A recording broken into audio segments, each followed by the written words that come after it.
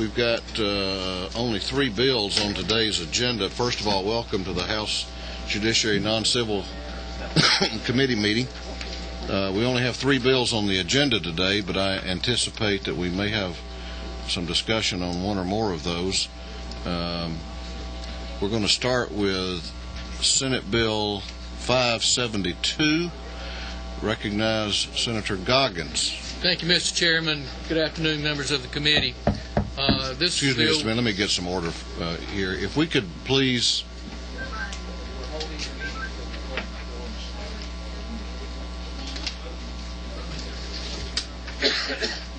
I think... Can we get the door closed? Good to be here.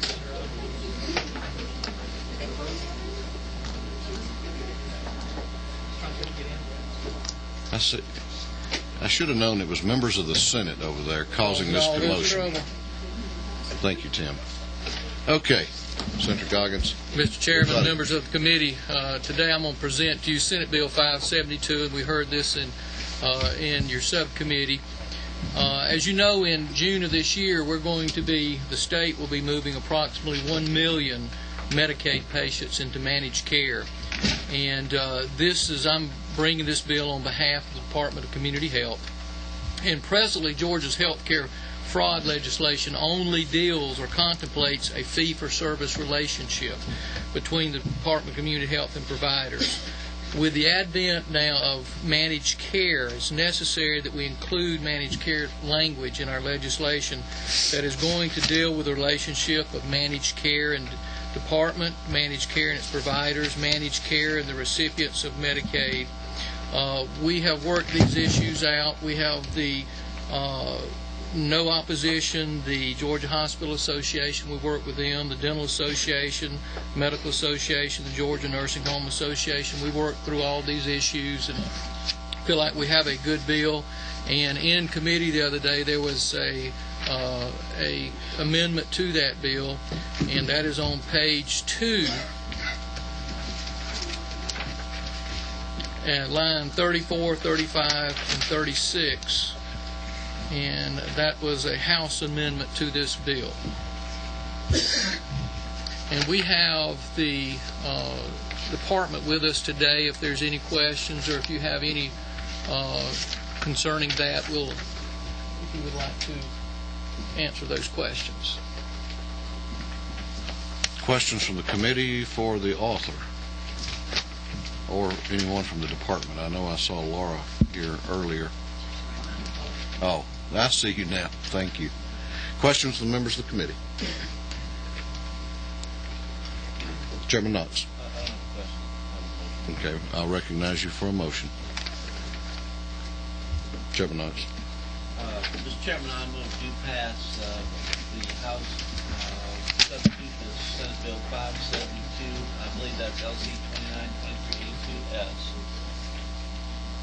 292382S. We have a motion that Senate Bill 572 be given a due pass recommendation by committee sub, I think. Is that correct? That's correct. Yes, sir. Is there discussion on the motion? Is there discussion? Hearing none, we call the question. All in favor of giving Senate Bill 572 a due pass recommendation by committee sub, please indicate by raising your right hand.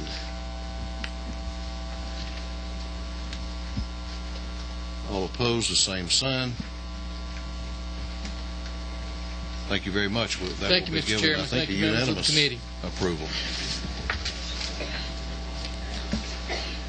Next we call is Senator Carter here.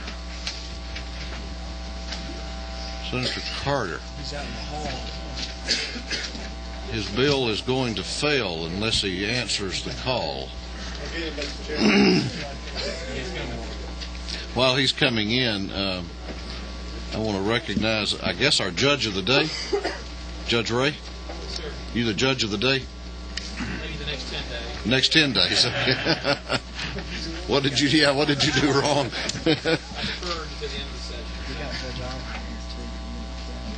Oh, okay. All right.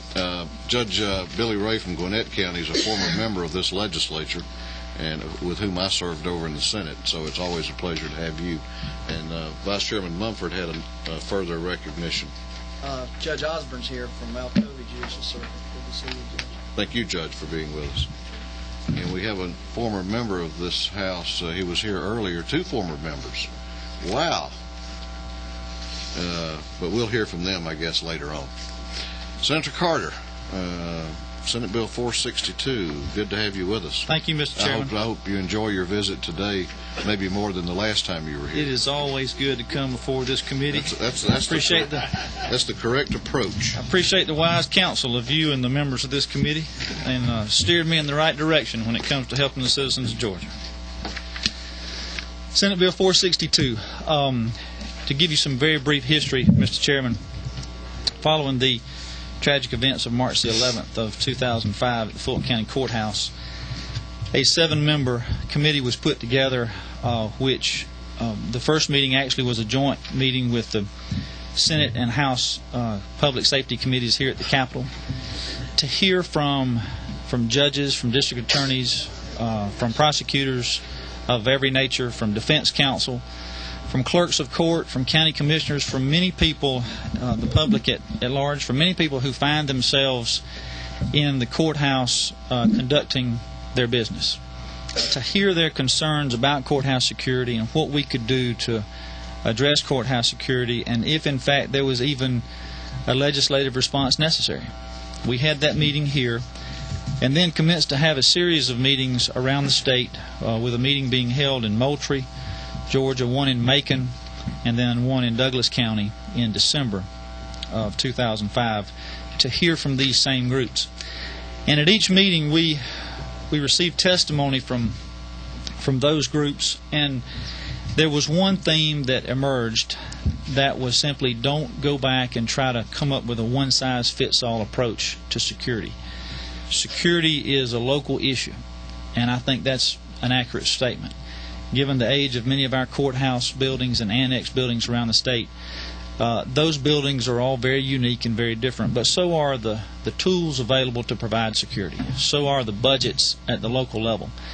So when we looked at this, we wanted to take an approach that would certainly keep the issue of security in these buildings on the forefront, to keep it a front burner issue, but we didn't want to do anything that would in any way do away with the local control of this issue. And Senate Bill 462 is what came from those discussions. In a nutshell, what Senate Bill 462 does is it requires the sheriff, as one of his duties, to develop and implement a comprehensive plan for security of the county courthouse and courthouse annex. As I draw your attention to line 16, and I think, Mr. Chairman, you should be, and the committee members should be looking at LC 292384S, which is the substitute after we had the hearing in subcommittee, and I appreciate the subcommittee for their work and the good changes that they made to the legislation. But I draw your attention to line 16, and there you'll see the number 10. And that's because in the code there are listed the duties of the sheriff. And number 10 would be the 10th duty of the sheriff, to develop and implement the comprehensive plan for security at the county courthouse and courthouse annex. Our goal in this legislation was to clarify the role of the sheriff, to make sure that the constitutional implications, if any, of providing security in the courthouse and in the courtroom were considered. And you will see there that prior to the implementation of any security plan, the plan shall be submitted for review by the chief judge of the Superior Court of the circuit where the courthouse or the annex building is located. And the thinking there was that the chief judge, his role in this process was to make sure that the security did not somehow infringe on what happened in the courtroom from a constitutional standpoint. In addition, we have never intended and do not intend to create any new funding source in this bill. It's all subject to monies that are appropriated and to the governing authority and the monies that they appropriate to fund such things as courthouse security. We have, at the meetings that we held across the state, at every meeting we had Superior Court judges and state court judges who came to testify. We also had the Association of County Commissioners of Georgia and many of their local commissioners who came to testify. And we also had the Georgia Sheriff's Association and many sheriffs who came to testify. And those three groups have worked closely on this legislation. Those are three groups, Mr. Chairman, and members of the committee, that are made up of hard-driving, Type A individuals who have very strong beliefs in the role that they're given when it comes to government. And so it's been a challenging task, but I think that today we're in a position to present to this committee, and as with the urging of Chairman Mumford and the subcommittee to continue to work, I think we're able to bring to you this substitute and an amendment that was drafted by the Association of County Commissioners of Georgia, which I think alleviates any concerns about this creating a new funding mechanism. I know that there are a number of people You who have that amendment? I do, yes, sir. I'd be glad to hand that to you, Mr. We don't have that amendment, do we? The privileged few do. This was, my apologies, Mr. Chairman, this is work that was going on in the hall right until the time we walked into the meeting.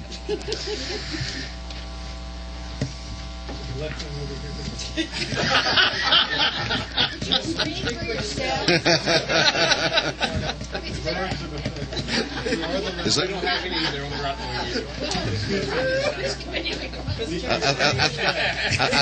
I think we're equally deficient. I'm sorry. That's okay. We'll have that amendment available. And I apologize for that coming in late, Mr. Chairman. I knew those discussions were going on. We've been working right up to this time. One of the things that did come up in these discussions, which I don't have the language for, but which I think is a good add, and would submit this to you for your thoughts on this, Mr. Chairman. One of the things that we did in the bill was to state that these security plans would not be subject to the Open Records Act. And I think that's a good thing, because we don't want this to be in the public domain, and it needs to be a closely guarded document. But in doing that, the discussions of executive session and open meetings came up. And when we talked about what the code provides in terms of discussion in executive session relating to matters of personnel, legal matters, or acquisition of real estate, doesn't seem to provide much flexibility for the sheriff to simply come and meet in executive session with county governing authorities and to detail for them the security plan and what it's going to cost. And I think that's an appropriate thing to happen. The bill provides that the plan is to always be available to county commissioners for their review at the sheriff's department. And I think it should continue to be available for their review at the sheriff's department. Logistically, I'm not sure how good that works if you can't have everyone together, or at least all the members of the commission together, to look at the implications of the plan, the budget concerns, if you can't have them together in the same room. So we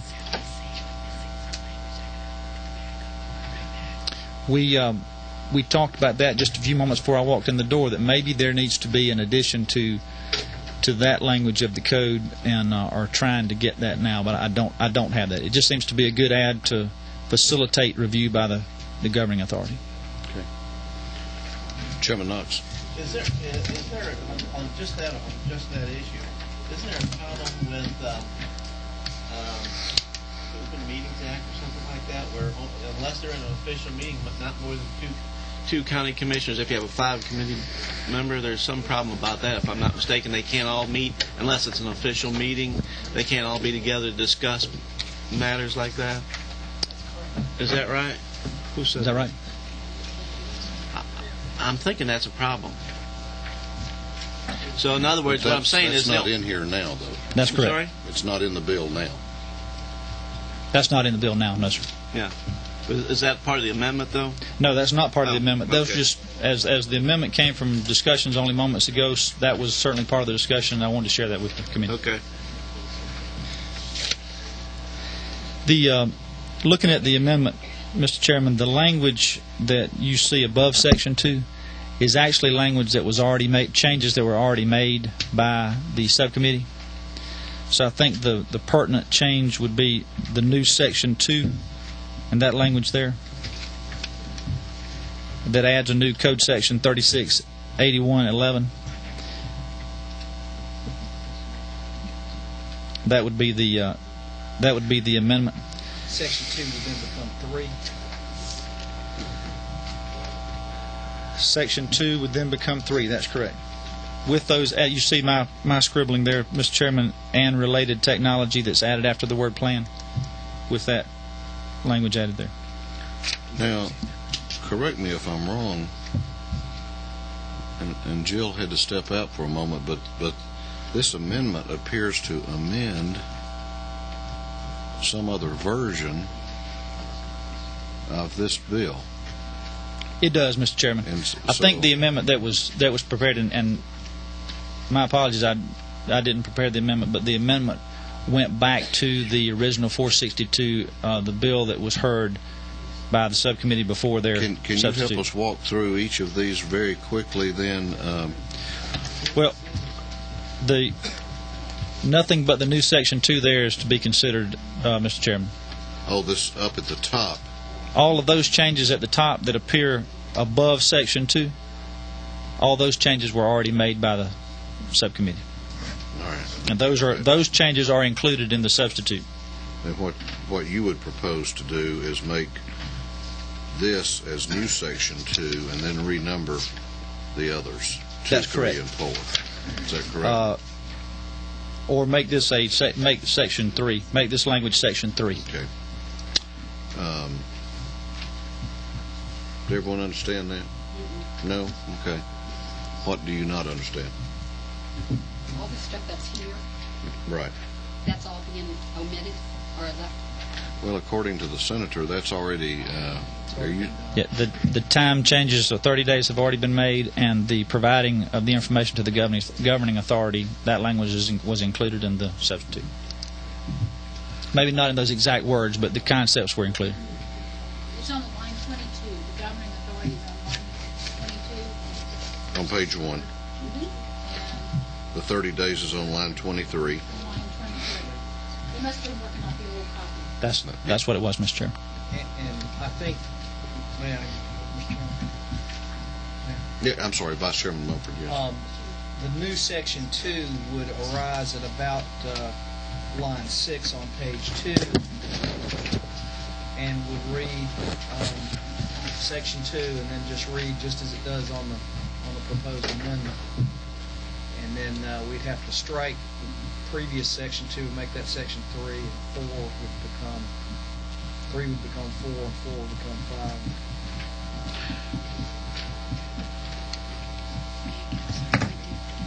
Where did the senator say he was additional section? Section 2. And That's fine. The current 2 That's fine. to 3. If it's all right, I'll make that amendment if that's what the chair would like Okay. to do. If that's been agreed upon by the parties. Now, does this amendment now mean that ACCG and the sheriffs and everybody now has totally worked this out? We are, if we could sing Kumbaya, it might be in order, Mr. Chairman, but we're going to refrain from trying to do that at this point. Okay.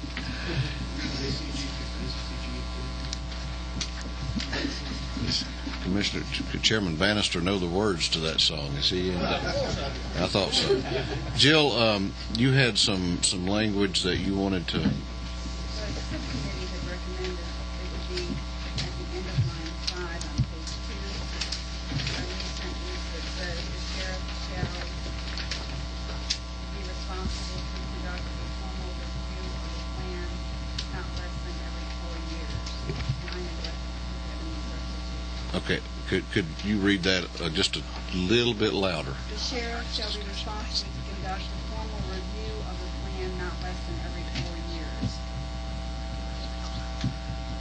Did everyone hear and understand that language? That's not that's not an amendment because that was already approved by the subcommittee. Okay.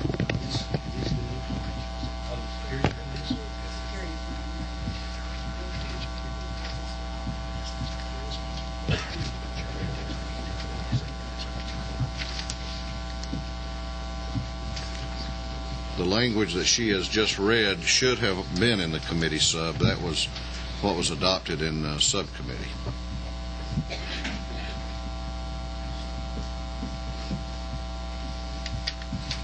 All right, why don't we, is this an appropriate time to answer questions? Absolutely, Mr. Chairman. Be glad to. Questions of the author by the committee, Chairman Franklin. Listen to the author, but I think on the very top line under the LC, we should probably correctly identify the committee. Oh, that's the other. That's the fake Judiciary Committee name. So this would be. That is that amendment is not even going to be voted on. Thank you. It's adopted. Representative Abdul Salam. Thank you, Mr. Chairman. To the author, thank you for the work on this. My question goes to page 1, approximately line 20. The security plan may be accepted or modified by order of the Superior Court, blah, blah, blah. What happens if there's disagreement? Where does the final decision get made? If there's disagreement between anybody or between the judge and the sheriff? Between the judge and the sheriff. Okay. What we want to make sure that the bill is clear about it, and I think it is that the sheriff is the person whose primary responsibility it is to develop and to implement the plan. I think it's important that the judge have authority to weigh in when it comes to constitutional concerns.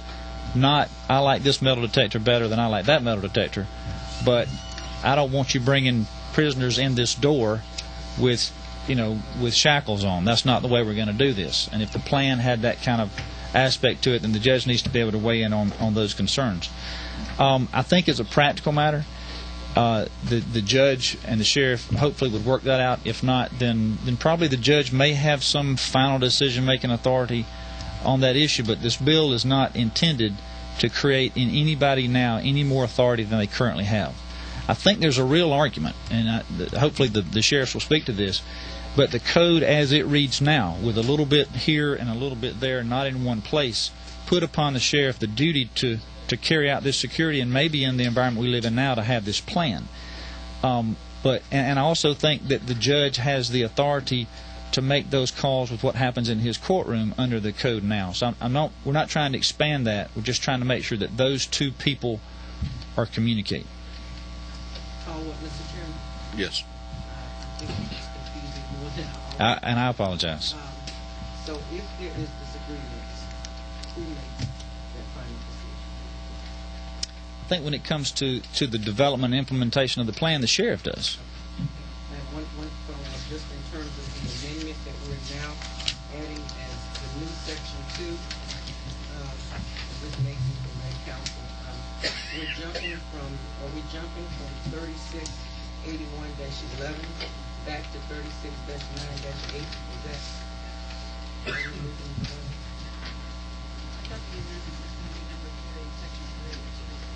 Section 3 is section 2.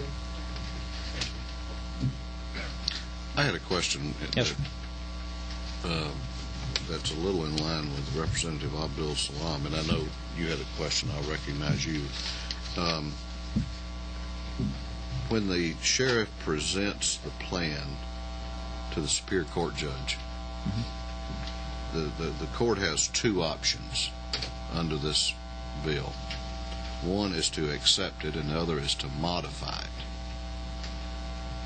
Both of which say in order to facilitate the implementation by the sheriff. So to modify, I mean, that's a fairly subjective word, I think, there. What if the judge did essentially gut the plan?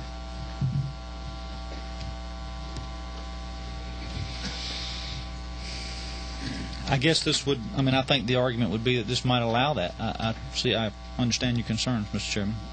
That's certainly not what we're hoping happens. But possible. It's possible. Representative Jacobs. Thank you, Mr. Chairman. Senator Carter, quick question for you. As you'll recall, in subcommittee we included some language that spelled out specifically, the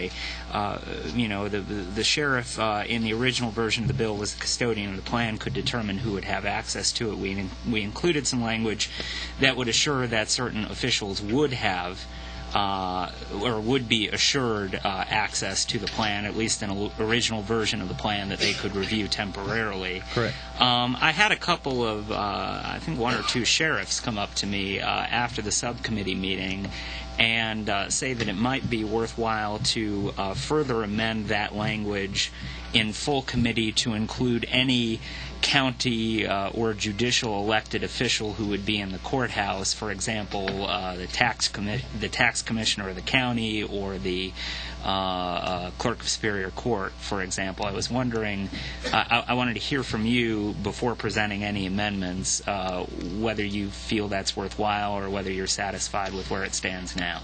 My concern would be this. I think that we could come up with a list that doesn't have an end as to who has the plan available to them and the details of the plan. I think it's important for these 3 entities, the judges, the sheriffs, the governing authority, to have the details of the plan, but I think it's extremely important that it be a closely guarded document. So I would propose that we not open this up to any and everybody who might happen to have business at the courthouse or be there. Not that their security is not paramount, it certainly is. But I think the county commissioners certainly are, as the governing authority, the judge and the sheriff are enough to speak for the security concerns that they might have. The tax commissioner, for example, I don't know that any of the things that I've raised, constitutional issues, development of a plan, or the funding of the plan, is something that would be the purview of the tax commissioner. Mm-hmm. So those other groups, my proposal would be that they not have access to the plan. All right.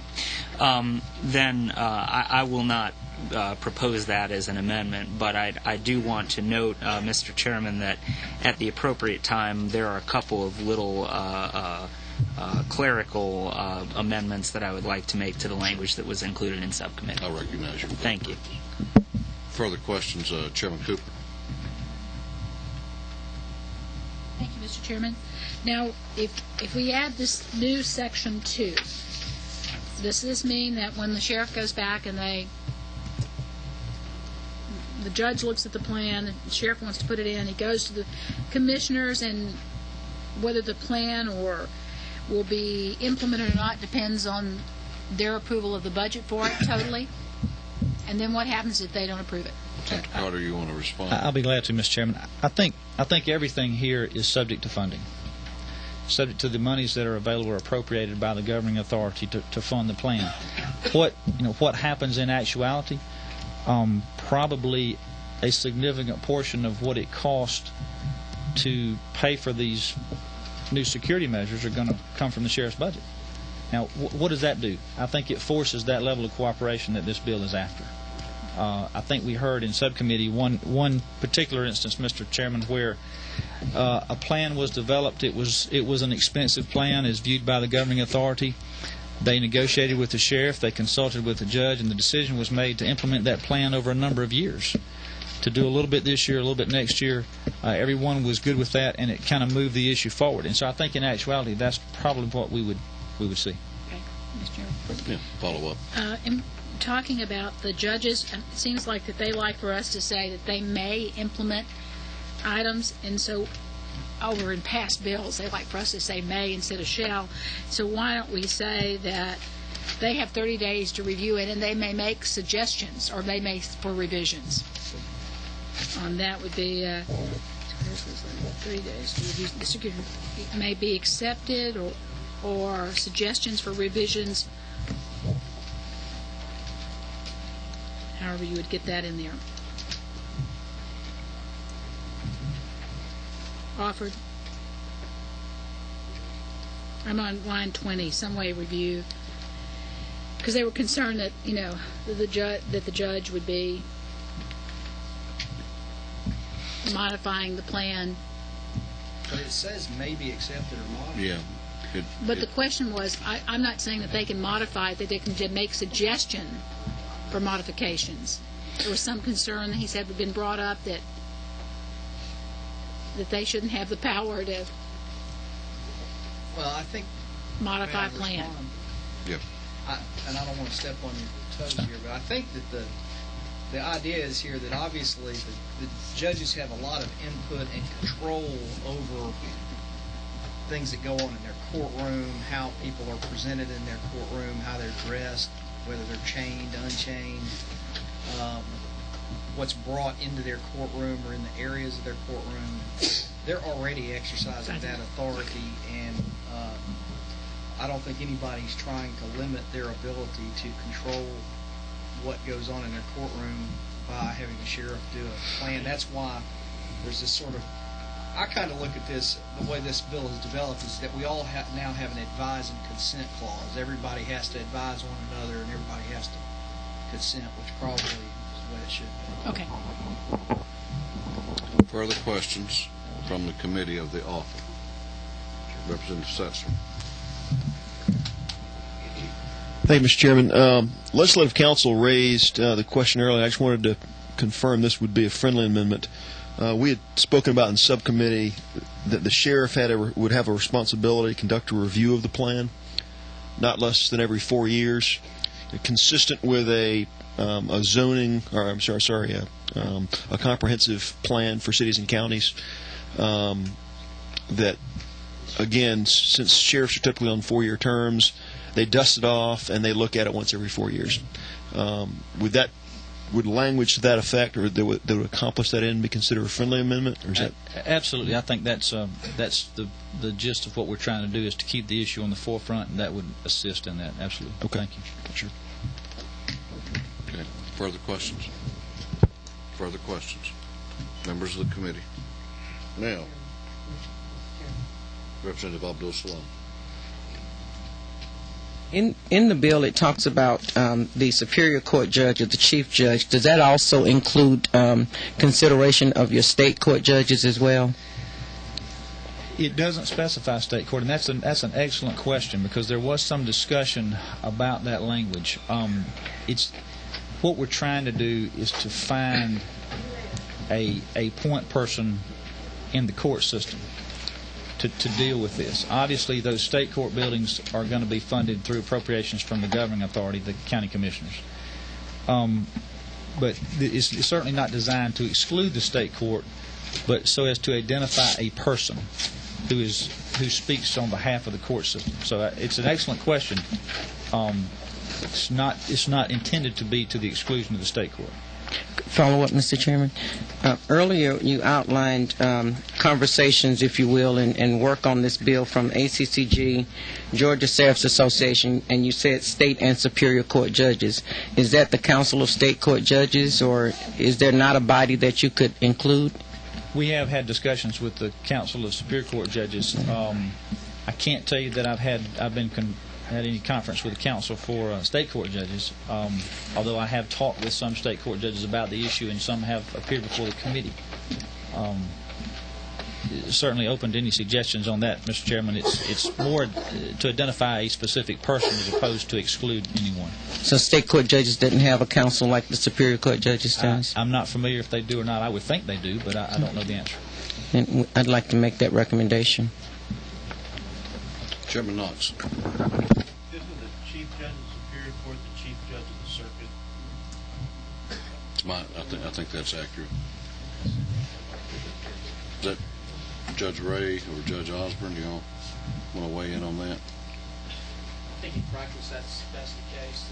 There are lots of statutes that give the Chief Judge of the Superior Court circuit responsibility, like school improvement plans, Right. truancy projects, things like that.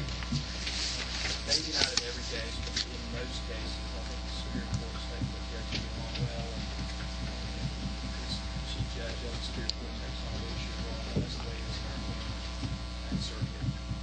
It may not be that way in every particular case, but by law, in many areas, the Chief of the Superior Court Judge doesn't play that way.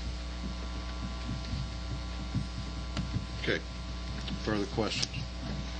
Members of the committee. We have about 10 people that have signed up to speak on a bill that you now tell me has been agreed to. I hope so, Mr. Chairman. Maybe that's a bad sign that 10 people have signed up. I think we've got. Maybe they signed up before the agreement. I hope so. Do you want me to make that correction? Where this is supposed to go? Yeah. My previous movement of the amendment, I was placing the amendment that was handed out, which is denominated as Section 2 as Section 2. I've consulted with Legislative Counsel, who was not here while we were having that conversation, and she's advised me that actually the Section 2 that exists in the bill, because of the numbering of it, is that correct, Jill? Should go first because it's first numerically. So Section 2 should remain Section 2, and what is showing as Section 3 would become Section 3. Section 3 would become Section 4. Or let's see, it'd be, Section 3 would become Section 4, and Section 4 Section 5. So that new amendment would commence at about 15 on line 2. Is that right? Page 2. And there's handwritten verbiage and all related technology. Is that part of the amendment? It is, Mr. Chairman. Chairman Cooper. What do we want to do about the part of making this plan not available through the open records? I think that's already there. Yeah. Yeah. Okay. Did you move that as an amendment, Vice Chairman Mumford? Yes, I think I previously have, but I'll move it again. Okay. All right, we'll clean it up here a little bit before we have further discussion. Is there any objection to that amendment? Hearing none, that amendment will be adopted. Representative Jacobs had some technical amendments. No. Online, there were a couple of amendments that I added in subcommittee that I don't think we got transcribed exactly the way I had intended. On line 19, added an amendment that started "who shall have." Want to insert a comma between "located" and "who" so that sentence doesn't run on forever. Page 1, line 19. Add a comma between "located" and "who." Any objection to that amendment? Hearing none, that amendment is adopted. Second amendment is that we had discussed in subcommittee having the access by by judges and county commissioners limited to review in the sheriff's office. So I'd like to move that as an amendment on line 3.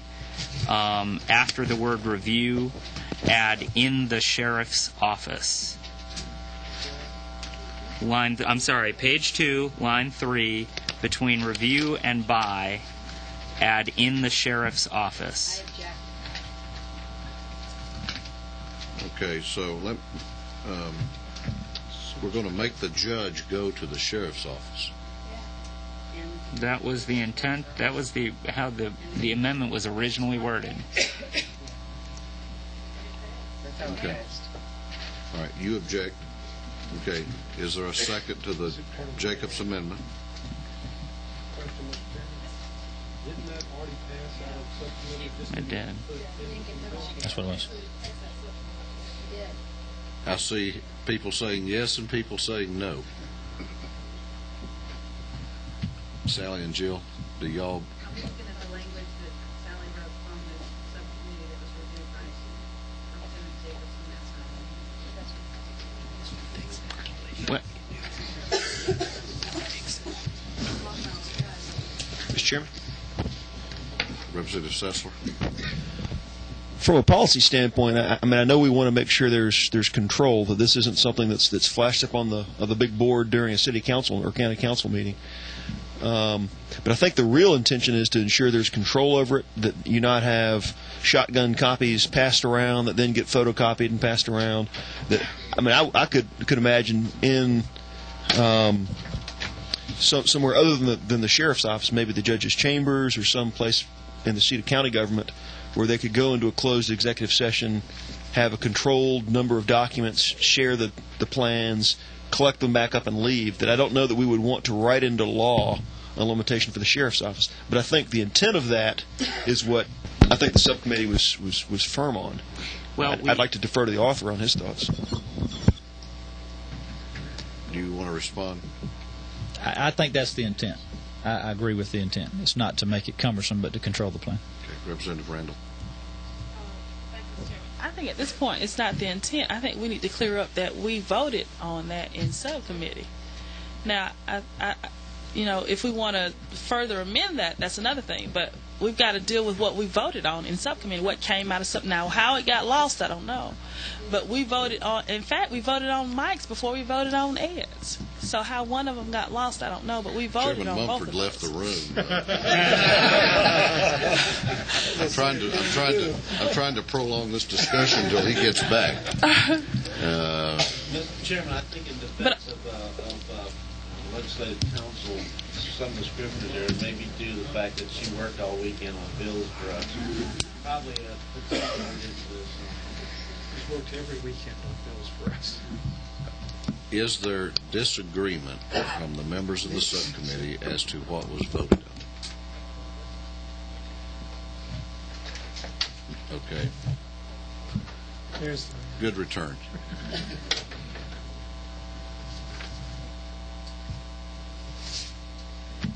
The indications are that was in there when you all voted.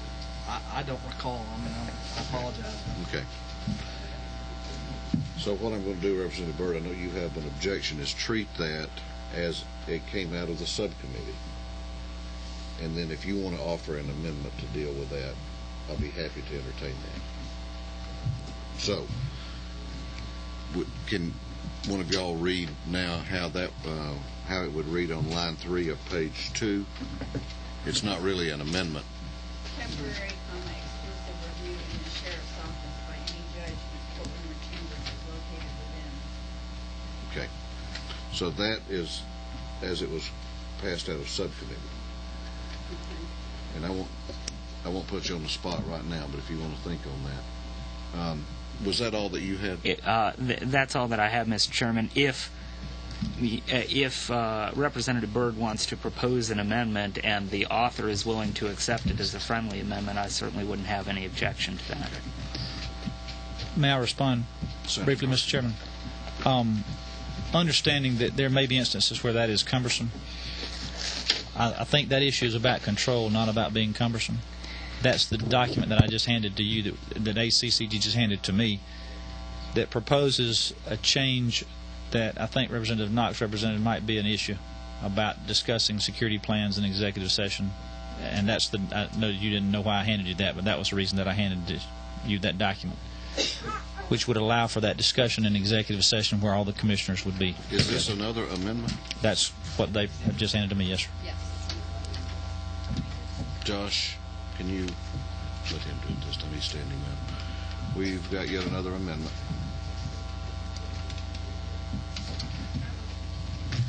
Is this an amendment that came before, or you haven't seen it yet? No, this amendment was just proposed, and it's my understanding it's trying to deal with issues we were just talking about the security of the plan. Okay. And that it would be, I believe it proposes that the plan would be presented in an executive session to the Board of Commissioners and would not be subject to the Open Records Act in executive session for that purpose. It would allow it to be done in that manner. Okay. Chairman Knox and then Chairman Cooper. They're going to have to see, the commissioners are going to have to see this plan at some point. I mean, they'd be entitled to this if they're going to be asked to vote money for it. They're going to see it sometime. Probably the place that they're going to see it is going to be in executive session. If they're going to act on it, that's the only place they can act on it or consider to act on it. So they're going to have it over there at the county commission's office, at least for that period of time. I agree. Chairman Cooper. Okay, if you take that amendment, which is right, they see it in executive session and all, I mean, I think the reason the subcommittee felt so strongly, and I think that needs to go in there when the plan's presented, but because there could be so many judges, because as it writes that any judge who's affected by it could see the plan, or any commissioner that does need to reside in one place for security reasons, I still think if we add that other amendment, it still needs to say that it, I'm a judge, but I'm not in the executive committee, and I'd like to see what they're going to do to my courtroom, then I can, at my leisure, go to the sheriff's office and look at the plan. I think that's important, that it still resides in one place when, after the commissioner's okay and all.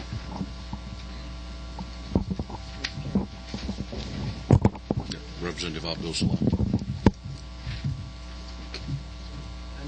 Legislative Council has got their hands full looking at something else, but under the Open Meetings Act, the two reasons that you can go into executive session, and my chairman is here so he'll correct me, is personnel and lawsuits. How do you exempt this under executive session?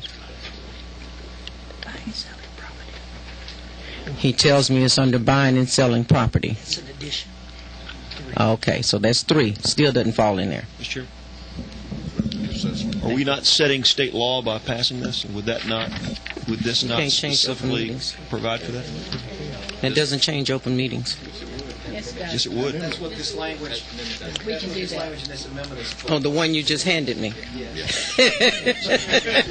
Before I ask my question. Thank you. And we haven't passed it yet. Okay, does everyone have what is being requested as an amendment? Any questions about the amendment or the requested amendment? What's the pleasure of the committee? Chairman Frank? This requested amendment refers to an LC number that is not before us. Do we know where this actually is going to, what this amendment? Jill, can you help us out with that?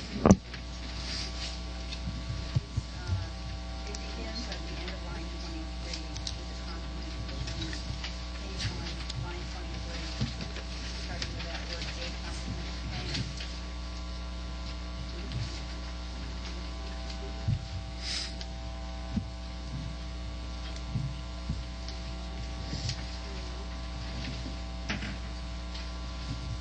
Sorry, say that again. Page 1, line 23. Very end of it where it says A, line 24, comprehensive plan for courthouse security.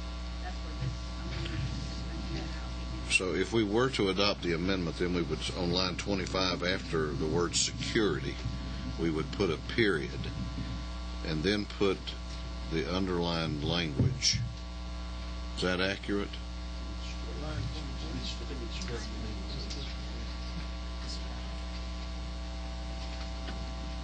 Hold on one second.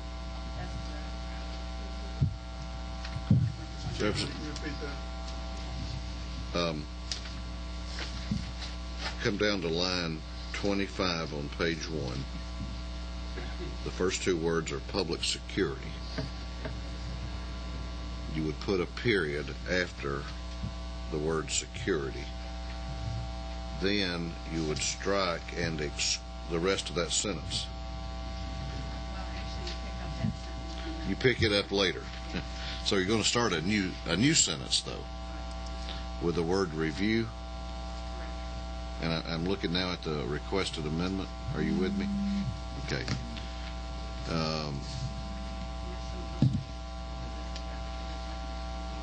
Okay.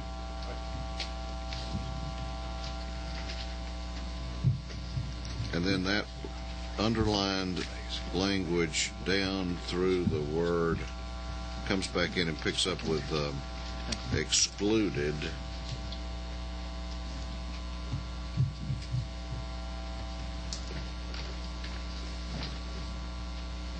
Did you follow me then? Gotcha. Okay. What's the pleasure of the committee with respect to this amendment? Representative Bearden. Question on open records.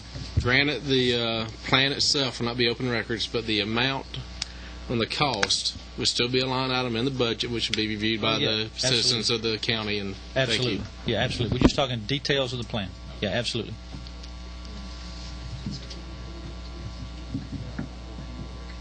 Representative Setzler.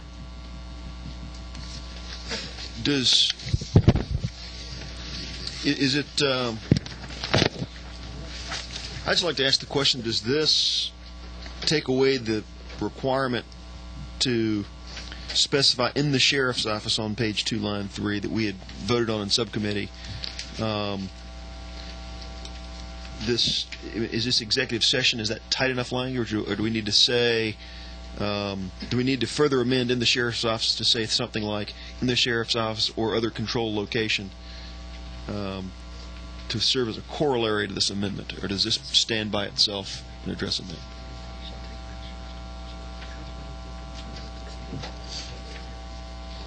Executive session would be not subject to open meetings. But if we were to adopt this amendment on page 1 and not clean up in the sheriff's office, you would have to... I don't mean to interrupt you, but I think if it's the pleasure of the committee to adopt the requested amendment, which has not been moved on, then I think you could probably do without the language that was left out from the subcommittee meeting about in the sheriff's office. Which I'm under the understanding we've deemed was passed by the subcommittee and it's part of the bill. So an amendment have to be struck. An amendment, I think, would be in order to do that. Okay. If that's the pleasure of the committee. Chairman Knox. On this second, I guess this is the second amendment we're looking at now, which is that has a comprehensive plan that we've just been talking about. I guess that's the second amendment we're considering, or we may consider. We may. Okay. Under that underlying language, and it says a review of a proposed plan by an agency. I thought we were trying to get at the review by the judges, or a judge or judges. Why is agency in there? I didn't wordsmith this particular amendment, Mr. Chairman. Certainly what we're driving at is the governing authority. So there you want to substitute for that county commission? Governing authority. Governing authority. I think it's the correct language. Instead of agency? Is that your intent? That's my intent, Mr. Chairman. Okay, but my other question about that is that what we're really trying to get at here, or is we trying to get at that either the governing authority or the judges of the court can look at this plan without having to reveal it without having to make it come under the Open Records Act is what I'm trying to say. If everybody and their dog can look at this, all of them need to have some sort of protection so that it doesn't take it out from under Open Records Act. This particular language is driving certainly at the county commissioners, giving them the opportunity to see the plan in executive session, since they're going to be the ones considering the budget implications of the plan. Going back to that language about reviewing it in the sheriff's office, Mr. Chairman, my thought is that if that's not inconsistent, we might be better to leave that in, because that still allows those other judges who may not be the Chief Superior Court judge a way to go and view the plan. Yes, they have to do it arguably in the sheriff's office, but they've got some access to it. Or a county commissioner who, after seeing the plan in executive session, says, I'm not sure I'm clear on that. I want to see it one more time, and it gives him a method to go and do that. But I'll certainly defer to what the committee wishes on that. I just don't want there to be a lack of opportunity of the key players to know what the plan is. Not to have copies of it, but to know what it is. Further questions? It's a pleasure of the committee. You're recognized.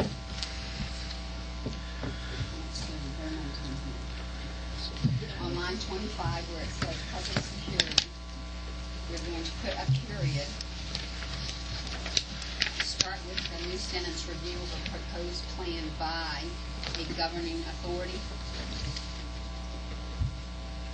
And I think, would we not say by the governing authority? I'm not aware that there is more than one.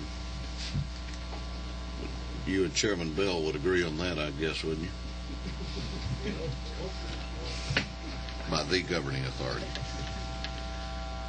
Shall be excluded from the requirements of Chapter 14 of Title 50 of the Official Code of Georgia, annotated, except that any such review shall take place in an executive session held pursuant to Code Section 50-14-4, period. Such plan shall also be,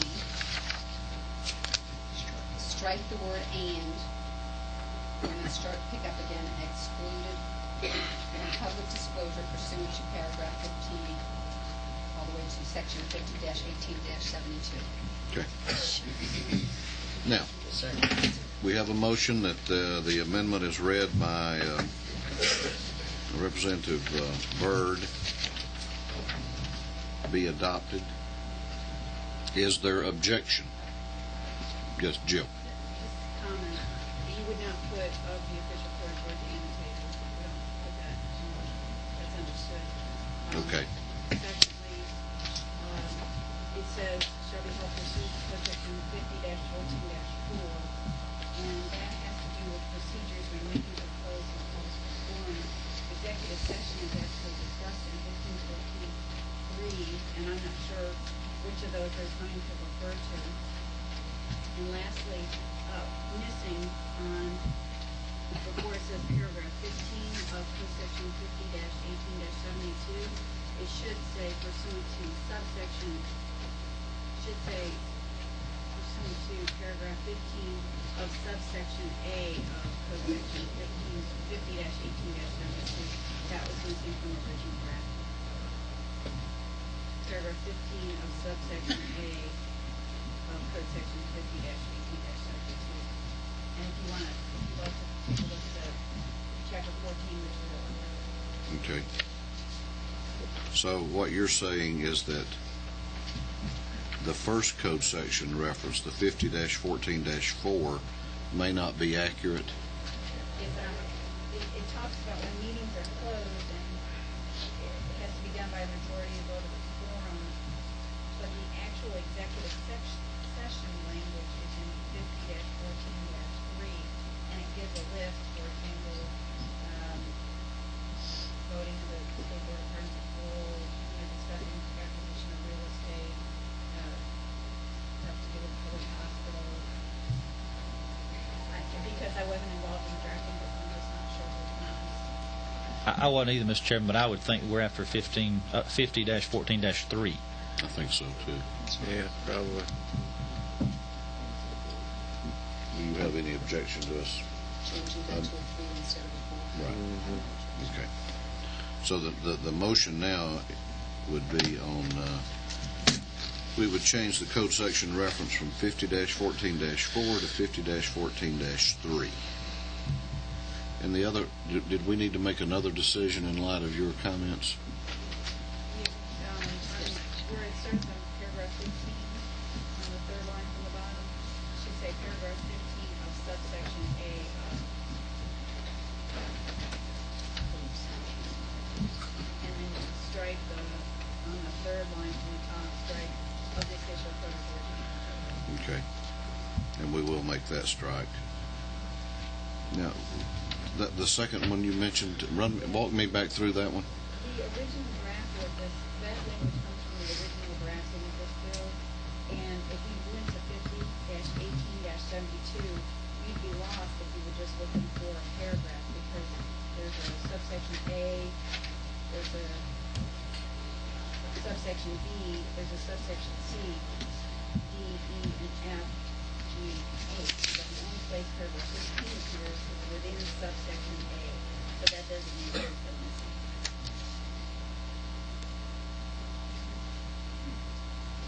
So you wouldn't want to say paragraph 15, there is no animal. But we could say, and we want to be exactly right, pursuant to paragraph 15 of subsection A of code section 50-18-72, and that gets us there. Okay. Any objection, Representative Byrd, to us modifying your motion? Okay. So the motion, do y'all want the motion restated now? We made. Yeah, we got Okay. it. All right. Now, we have a motion to amend by Representative Byrd as corrected. It has been seconded. Any further discussion on that motion? Hearing none, all in favor of the motion, or is there any objection to the motion? No objection, so that amendment will be adopted. All right, any further discussion? Further amendments? Representative Jacobs. Quick question, Mr. Chairman. I hope it's a quick question. Legislative Council has Title 50. I was just curious as to whether there is anything in Section 50-14-3 that sets out any sort of exclusive circumstances under which closed sessions of the governing authority might be held, such that this might not fall under those, might not be one of the circumstances. That's what I thought. Yeah, I would say in the best world, you want to amend 50-14-3 to add this plan type of review. So we would require a further amendment to do that? How would we? 50-14-3 begins by saying this chapter shall not apply to the following code. And it lists 8 things it doesn't apply to. And I would propose adding a new number that would say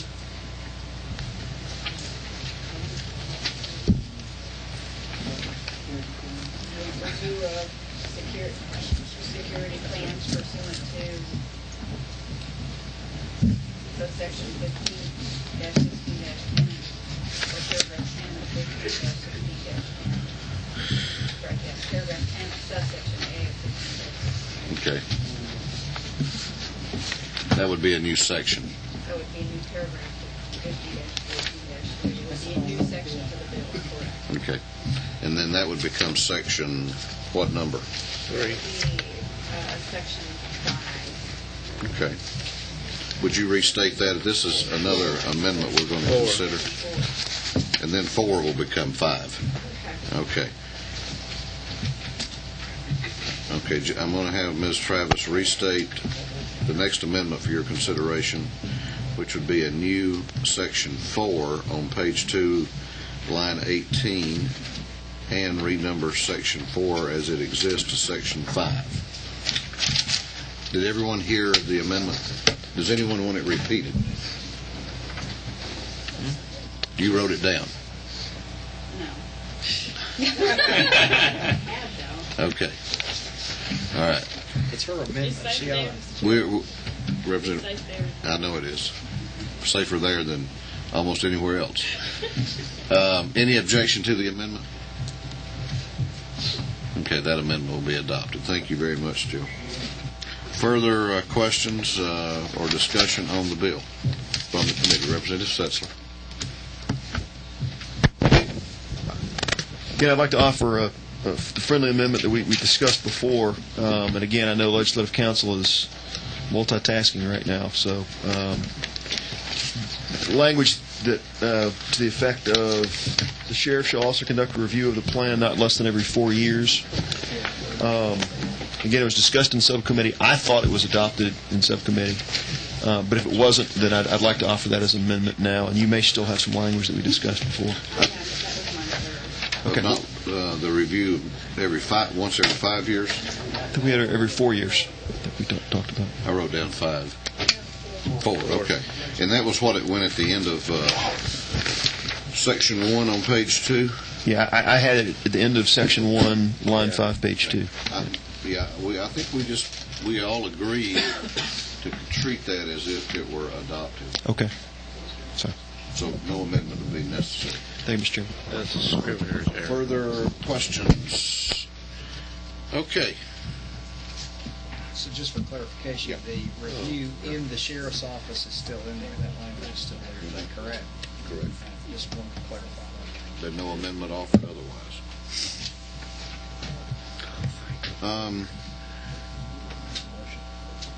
Well, we have 10 people that have signed up to speak, and I'm going to, many of them, some of them at least, look like have driven long distances, so I'm going to give them an opportunity if they still wish to be heard, because we're pleased to have them.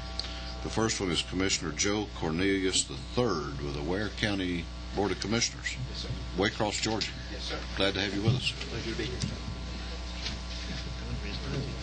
That's fine. Mr. Chairman, members of the committees, I've come before you today to testify in favor of this bill and in favor of the amendments that the author has offered today, as well as the amendments that have been discussed in this committee.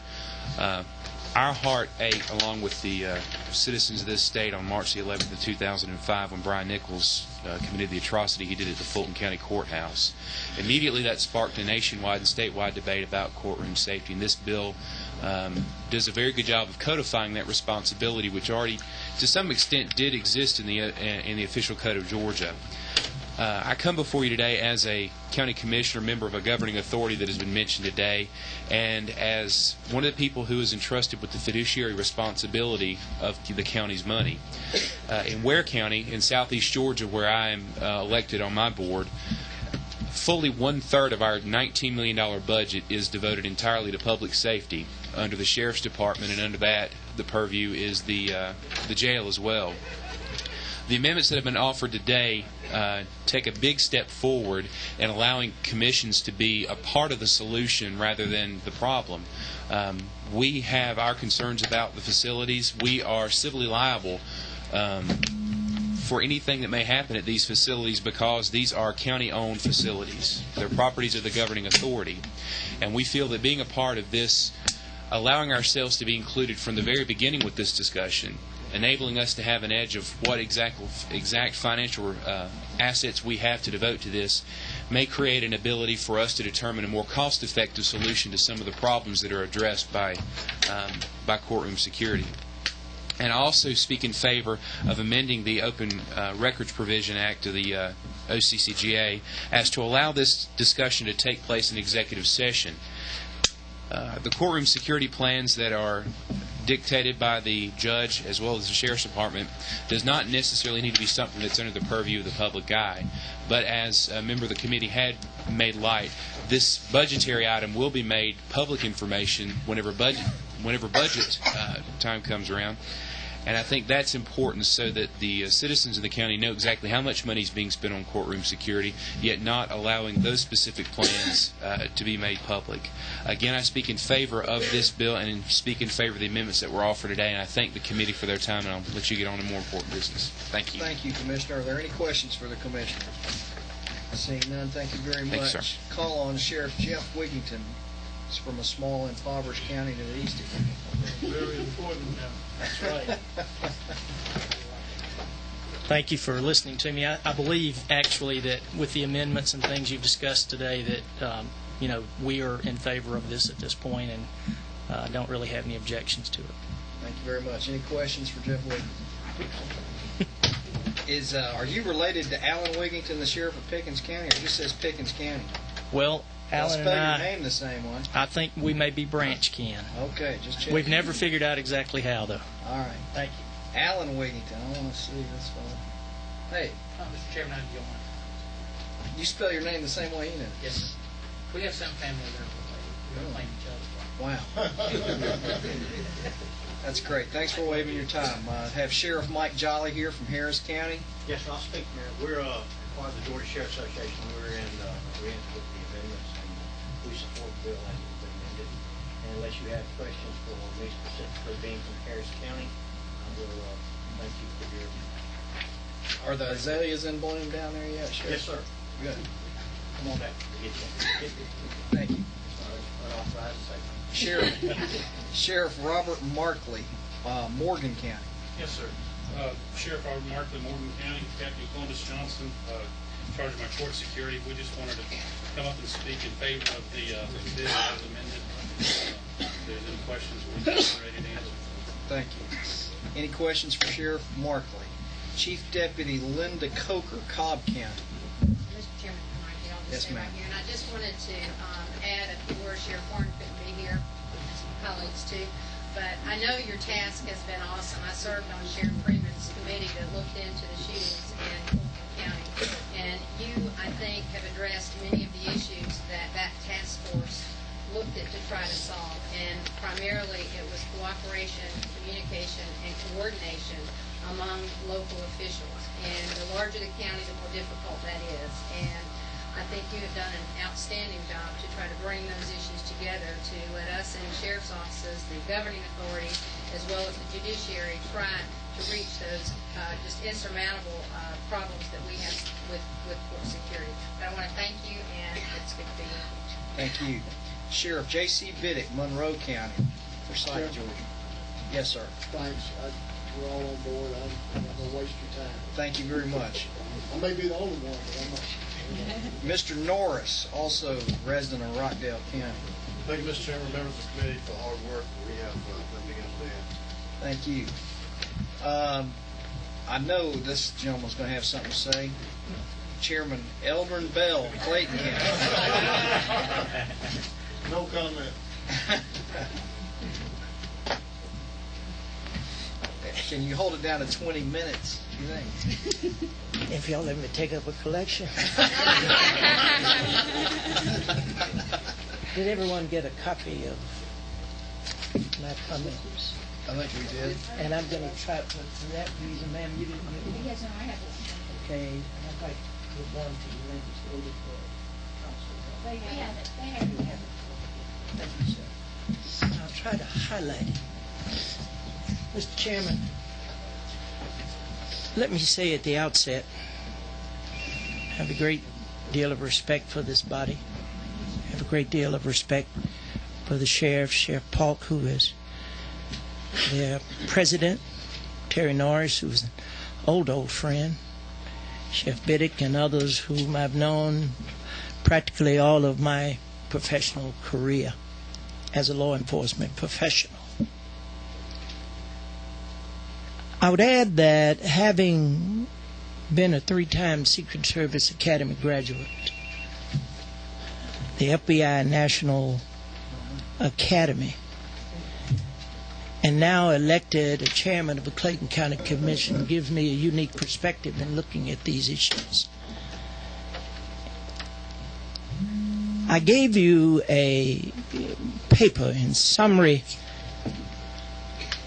The bill mandates security responsibility under the authority of the sheriff. It amends 151610 by adding a paragraph mandating the sheriff to develop and implement a security plan for courthouse and its courthouse annexes. Prior to the implication of the plan is submitted to the chief judge, who can approve or modify the plan by court order. And as I remember my review, the courthouse given in one of our court proceedings with our sheriff gave the responsibility of the courthouse and its security over to the commission because it was deemed as commission property. He did that under OCG 836, 9 and 8. But he included 5 and 6,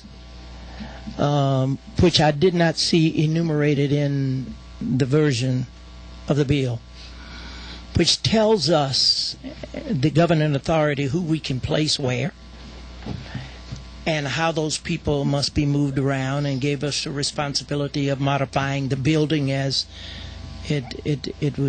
we see fit. But it seems to me the bill in some way moves to eliminate the county commission, except it didn't tell us to fund it or not fund it. But I think it's our duty and responsibility to be responsible to all our citizens for all things we give them. And they ought to know.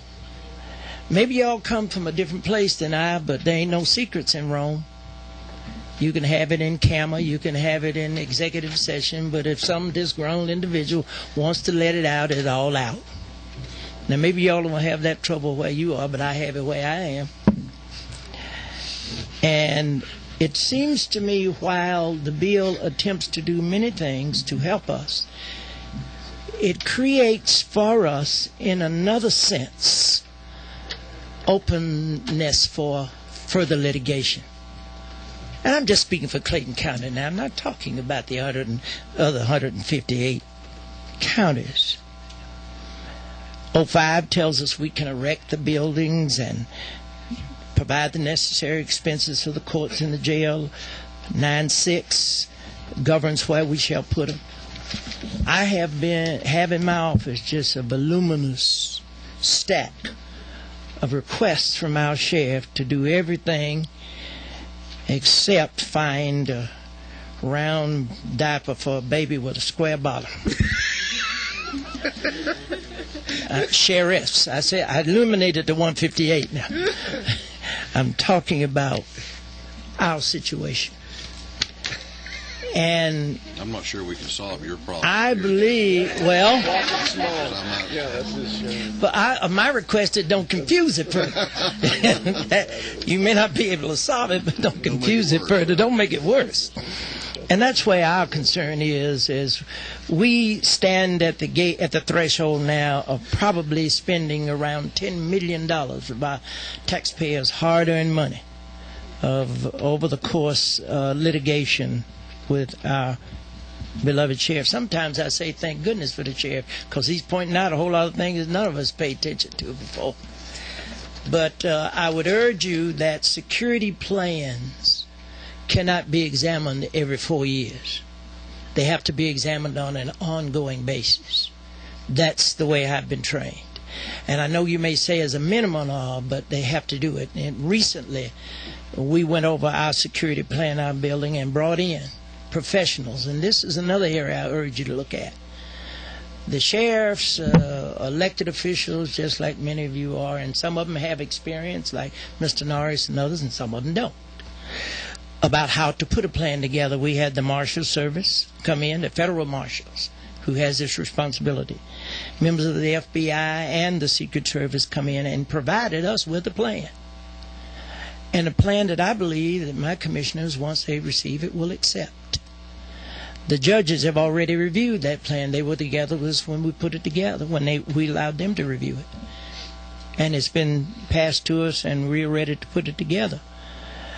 And I believe that if any sheriff in this room saw it, they would certainly embrace it as being a viable security plan for us. And of course, we have not passed a plan around willy-nilly, but it seems to me that what I've said to you is that I just don't want to open the door for further litigation. I was happy that you came back with the open records issue and sort of clarified that for us and added that as an amendment to your bill.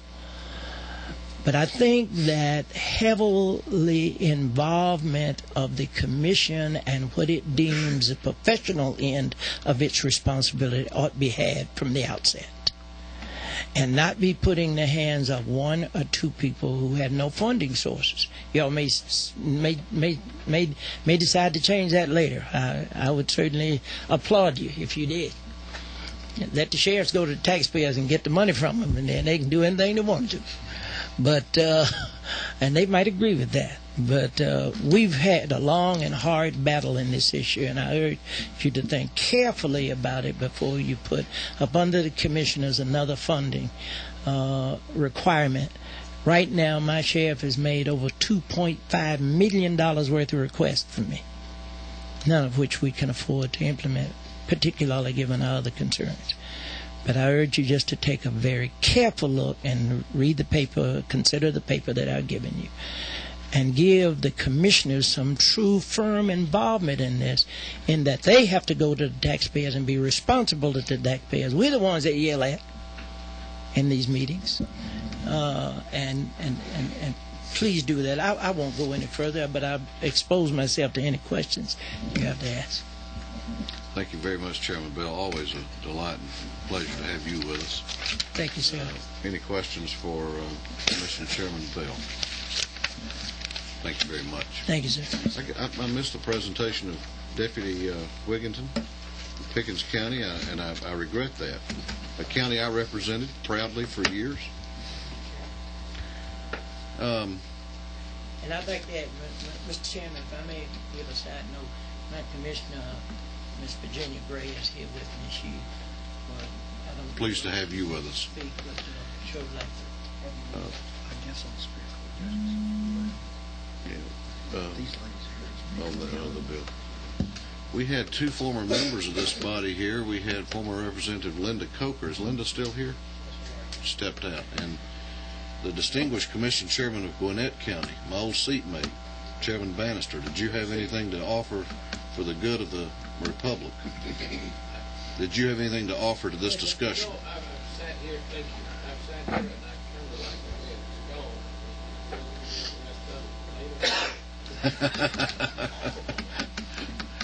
We can certainly. Well, it's good to have you with us. Appreciate your years of service here. Okay, that was all the people that had signed up on Senate Bill 462. Jill, you and I found one more amendment, I think. Everybody listen up. A technical amendment. In the current version of 50-14-3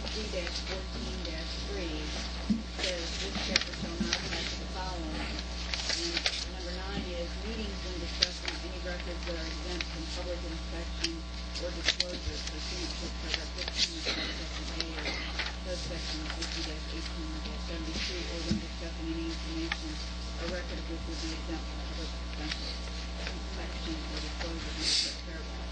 So that's where I think, we're already partially covered. We'll just add in this new code section there. And number 2, on the language of the short amendment, where it begins with review of a proposed plan by the governing authority shall be excluded from the requirements of, I think what it needs to say there is code section 50-14-1, because that's what is the open meeting. And you want to exclude it from open meetings. You don't want to exclude it from all of Chapter 14 of Title 50, because if you excluded it from all of Chapter 15 of Title 40, you'd be excluding it from the closing it. So Okay. we're going to scratch out Chapter 14 of Title 50, if it's okay with the committee, and insert code section 50-14-1.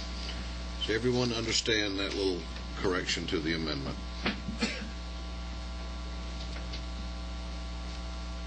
Any questions? I will move that as an amendment. Is there objection? Hearing none, it stands adopted. Thank you for your good work on that, too. This committee has an excellent reputation and tradition of perfecting legislation, Senator Carter. So I appreciate your patience with us. Appreciate your patience with me, Mr. Chairman. Mr. Chairman. Representative Setzler. I'm getting back to Representative Bearden's question before. I know that it's not the intention of the author or the committee to allow the cost of the project to not be subject to open records and public disclosure. Should we positively state that somewhere, that nothing in this code section, words to the effect of, nothing in this code section shall be construed to keep the total cost of projects from full public disclosure? I mean, I don't know that there's not a... I don't think the cost would be off limits, would they? No. Could this bill, as it's been drafted, be construed by someone to... No. It's my understanding, unless someone can convince me otherwise, that as drafted, the bill simply would prohibit disclosure of the content of the security plan itself. Okay. Nothing to do with cost would be off limits. Is that? That's certainly our intent. I think that's what the bill says. I will. That's the way I read it. Draw your attention, Mr. Chairman, to line 21 on page 1, which simply says that the sheriff shall provide to the governing authority the estimated cost and a schedule for implementation within 30 days. When we get into the language that makes this a closely held restricted document is later in the bill, so I don't think that cost would ever be something that was kept from the governing authority or the public. That's certainly not our intent. I'm just asking the question to make sure we're covered on this. Sure. It's a good question. All right. Chairman Franklin. Okay, any further questions regarding Senate Bill 462? Representative Abdul Salam. Did anybody from ACCG and Georgia Sheriff's Association speak? I may have missed them. I'm just wondering. The Sheriff's Association waived, and Okay. ACCG didn't sign up. Okay. Further questions? Chairman Franklin's recognized. They were here this afternoon. That's, during the session, calling people out. We have a motion that Senate Bill 462 be given a due pass recommendation by committee sub with the amendments. Is there discussion on the motion? Is there discussion? Hearing none, the chair calls the question. All in favor of giving a due pass recommendation to Senate Bill 462 by committee sub as amended, please indicate by raising your right hand. All opposed? You did fare better today. Unbelievable, Mr. Chairman. Thank you. I appreciate the work of the committee. Thank you very much. Oh, you have a little confidence. Okay.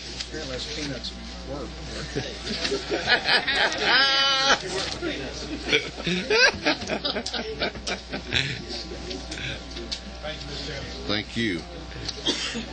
We're going to call up next Senate Bill 77. We'll have a brief interlude here while we have a changing of the audience. Senator Unterman nearby.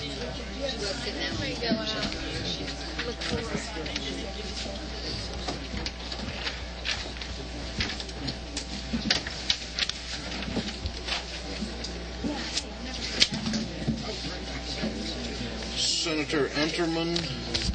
That's fine. Representative Burmeister, it's a pleasure to see you. It's a pleasure to see you, Mr. Chairman. I'm well. Like Groundhog Day. Oh, that movie. Okay.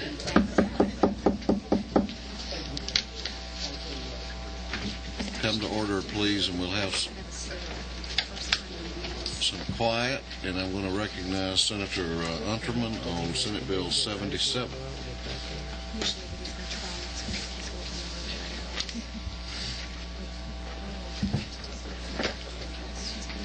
Thank you, Mr. Chairman. Thank you. Members of the committee. I bring before you a new version of Senate Bill 77. Do we have that? Make sure that we're all on the right page. It's SB 77/CSFA/2. Okay, we do have that. Okay. And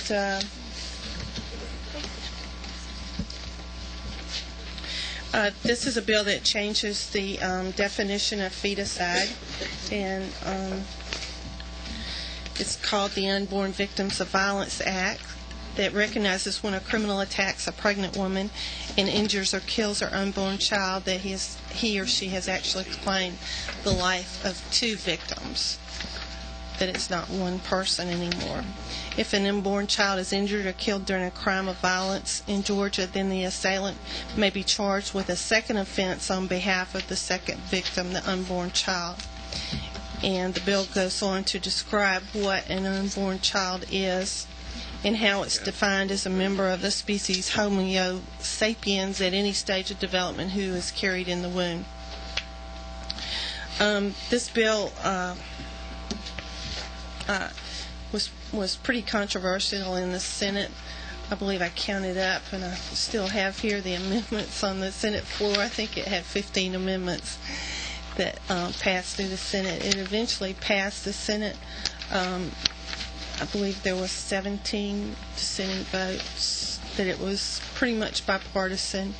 And most of the controversy was about whether this bill reconciled, whether it was the same as the federal bill that had been before Congress, the Lacey-Peterson Act, and whether it tracked it as the same, with the same exact language. And there were some amendments added wanting to put in, and we did put, actually, I believe, and there'll be some people to speak about it on page 2, a clause in it with, on line 29, any woman with respect to her unborn child. I think the most that I have gotten out of the bill since I've been working on this piece of legislation was the fact that in medical terminology, the term quickening is not adequately defined. I had received letters from prosecutors saying that the terminology was vague, and that with this definition of an unborn child and being more explicit, that this made the law less complicated. So I think after working on it for this amount of time, that's the most that I have gained from it, and I think that's the best contribution that it would make in changing Georgia law, so it would be more easily defined as to what an unborn child is and what the ramifications are if you kill a mother and a baby at the same time.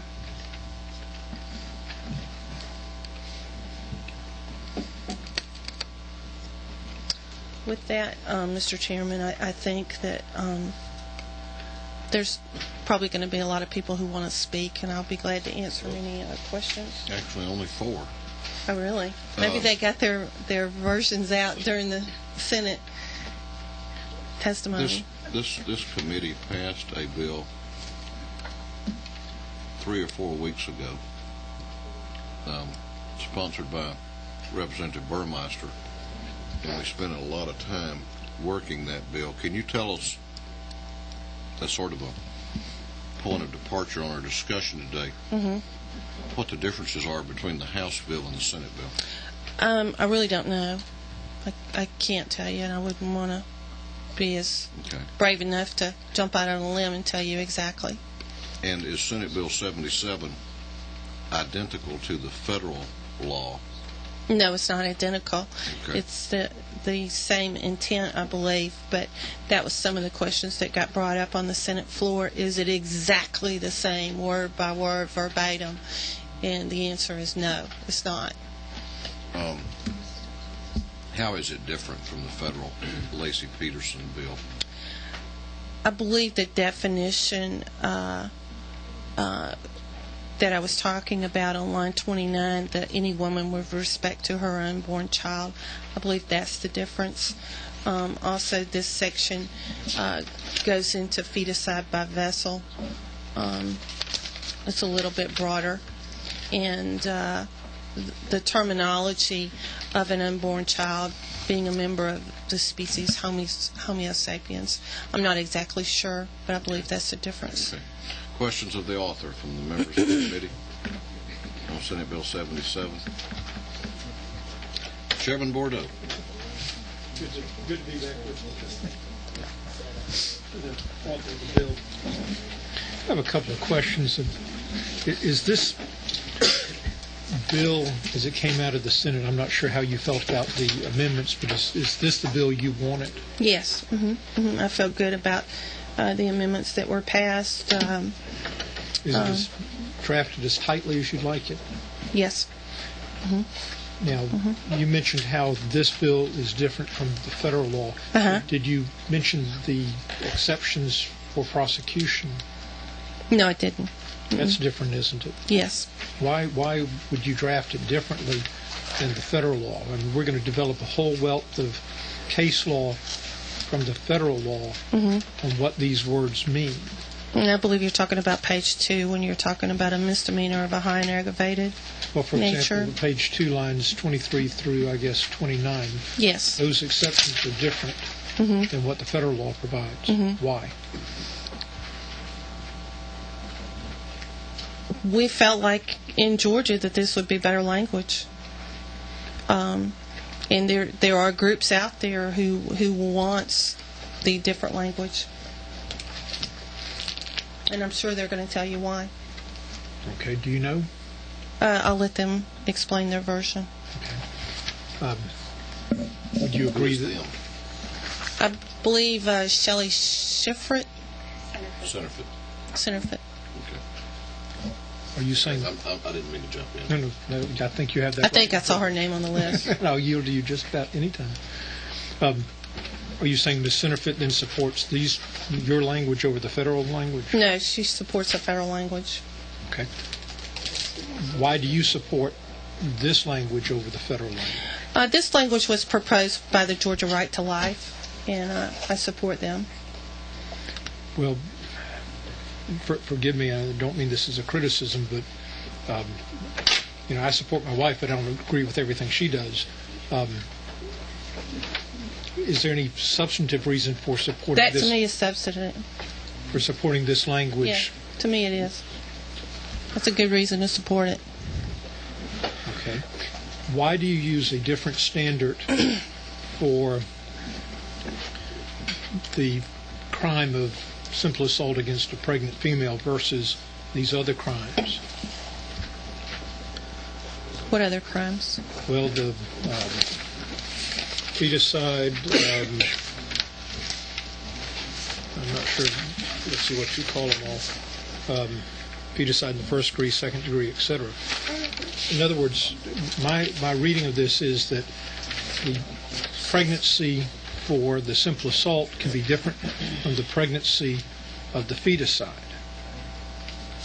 Well, I think it's very important that when you kill a woman that is pregnant, that you're not just killing that woman, that the baby she's carrying is a human being, and that you're killing two people.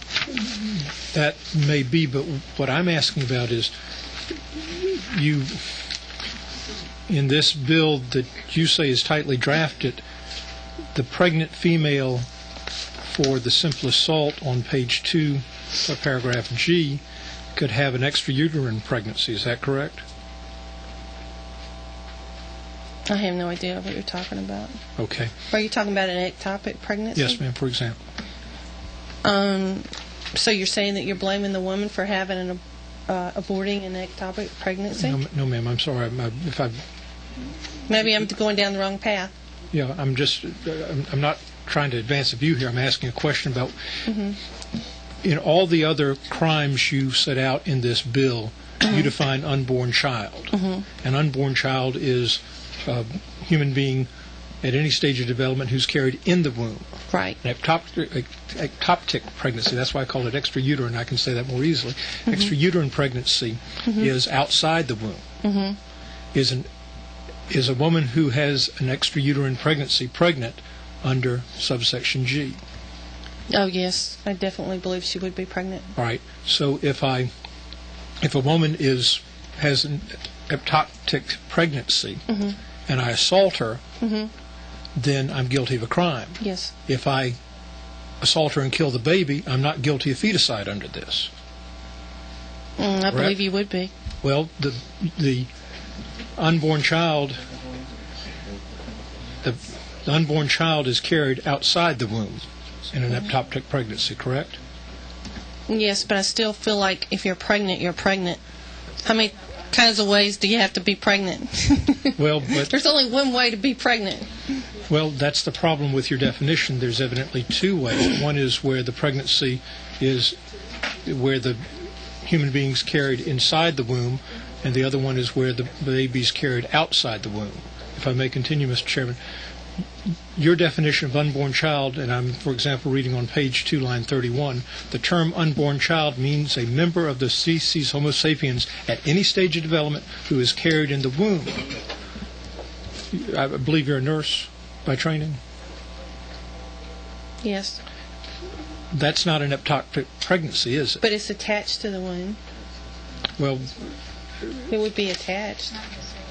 Well, I guess it could be an ovarian. Well, I'm not much more familiar with medical terms than what I've read, but well, if you know so much about it, how would you change it? Well, I'd change it in any number of ways. But what you've done is you've defined unborn child as a person who's carried inside the womb. An ectopic pregnancy is a baby who's being carried outside the womb, I think by definition, extrauterine, outside of the uterus. And therefore, that's not going to cover an ectopic pregnancy. But you don't use that definition when it comes to the simple assault. And I'm trying to understand why you use one standard for an assault that just injures the baby, but another standard, I think a weaker standard, if the baby's killed. Why do you do that? Well, I guess you can argue that on the floor. Well, I'm trying to find out now so we can get the right language. Problem is, we're in this committee, Senator, so. I think the verbiage is good, and I don't see a problem with it.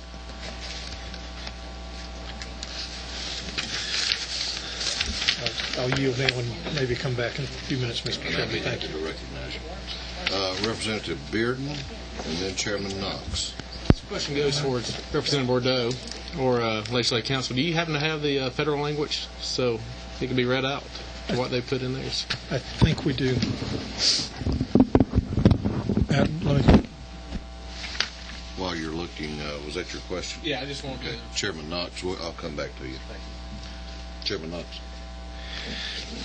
I think I understand where Representative Bordeaux is going on that, and I guess you could look at it two ways. One would be whether ectopic pregnancy defines pregnancy outside of the womb, and you need not go any further than that because it's clearly a pregnancy or the medical condition of pregnancy.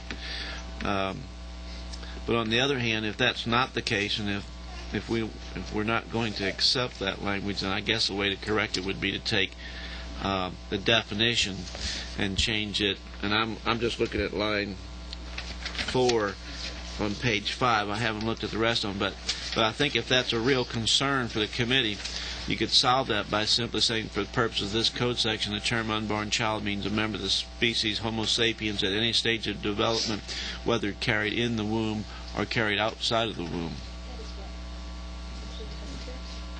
It says carried. I guess you could carry a test tube outside the womb if you'd consider that a pregnancy. Mr. Chairman, for your information, I've got the amendments that were submitted. I don't believe that was one of the proposed amendments in the Senate. Okay. Did you get an answer to your question? I had some questions to my questions. I don't think I got an answer to that question. You don't get to talk to yourself in this committee. Any further questions for the author? Mr. Chairman, I didn't hear the response to the question, whether or not that was that an amendment that you all were offering and that was accepted, or I did not hear the author's response to Mr. Knox's proposed amendment. I heard something about an amendment, but I did not understand exactly what the amendment was. I don't know that He didn't ask. I didn't think you asked me.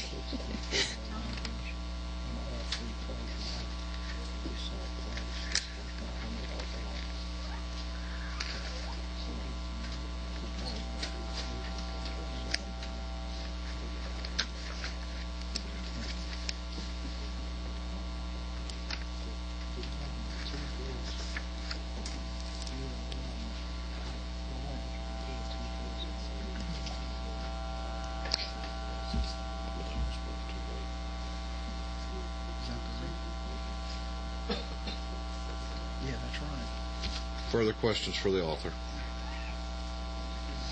Representative Abdul Salam.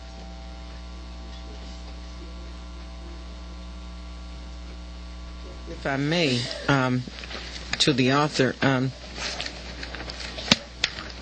please help me to understand, just in the broad term, what the purpose of this bill is.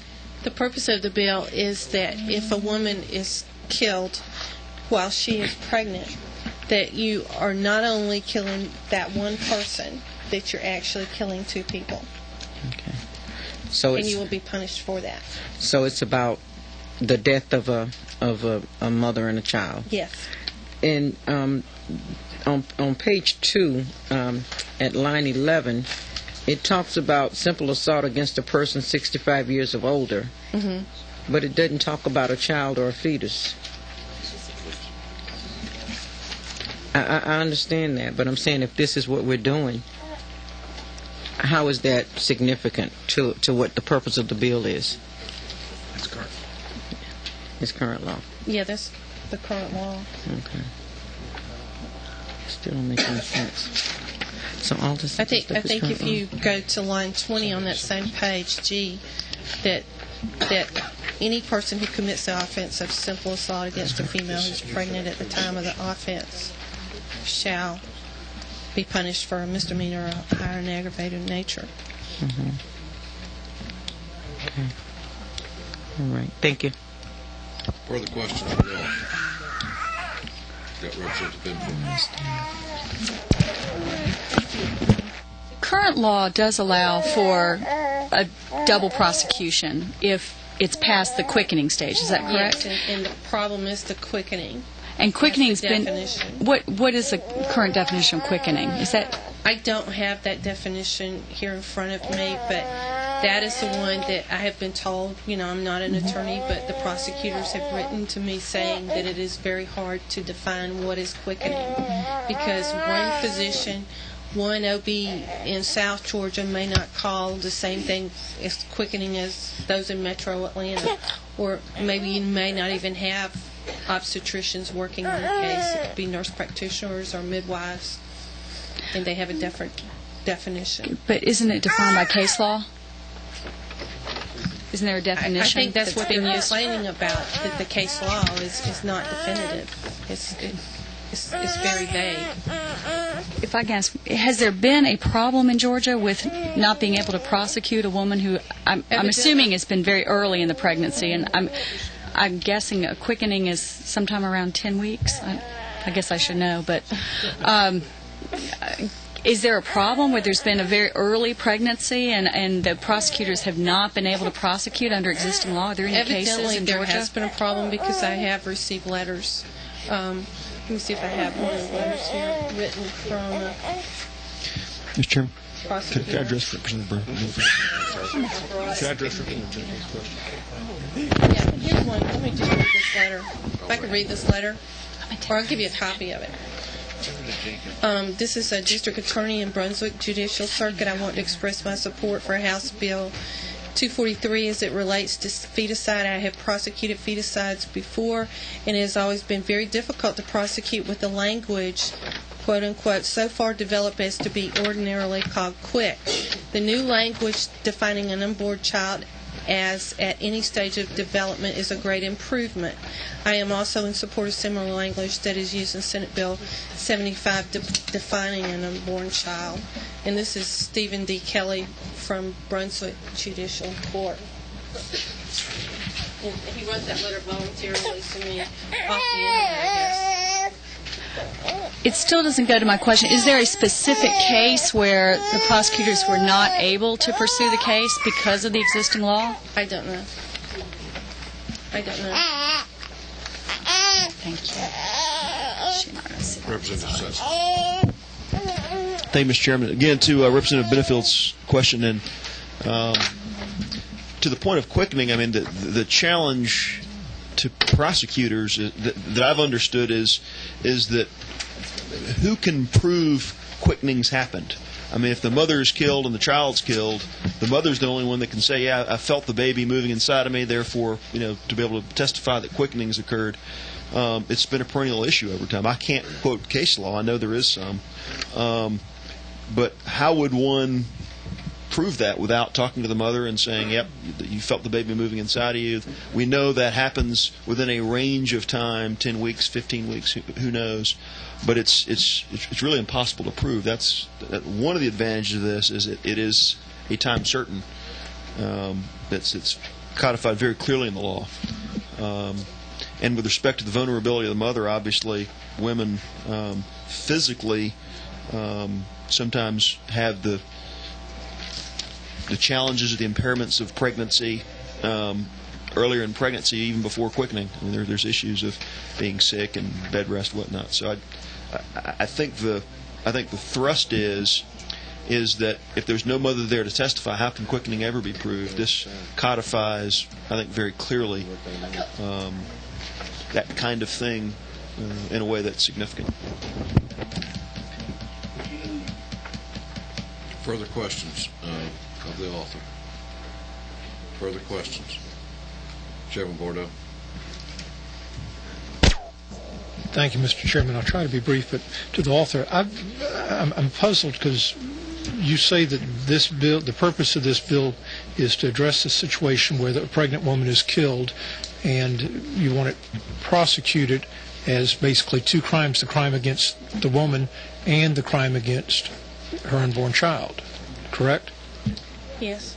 Then why do you have all these other offenses in here like assault, simple assault against a female who's pregnant? What's that got to do with when the woman's killed? Are you talking about line 20? Yes, ma'am, page 2, line 20. That has nothing to do with her being killed. Why is that in here then? Well, I think a simple assault against a female, you're talking about a pregnant female. Which by definition she's not killed. Mm-hmm.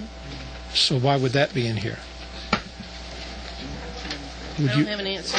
All right, would you have any problem with us striking that? Yes, then? I do. Yes. I'd like to address Representative Bordeaux's question.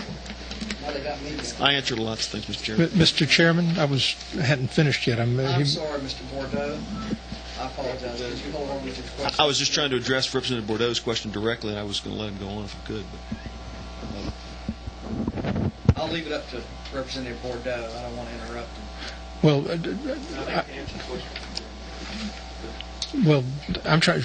The author had indicated that she wanted this bill to be about killing the child, and you may know better than she what she wants, but I'm trying to find out from the author what she wants.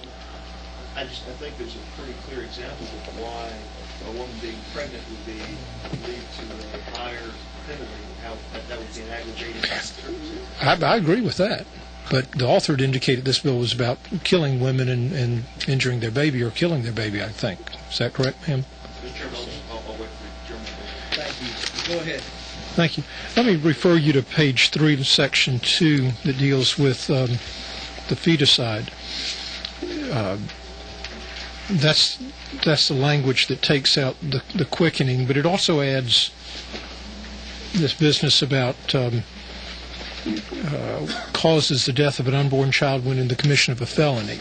Mm-hmm. Would that be any felony?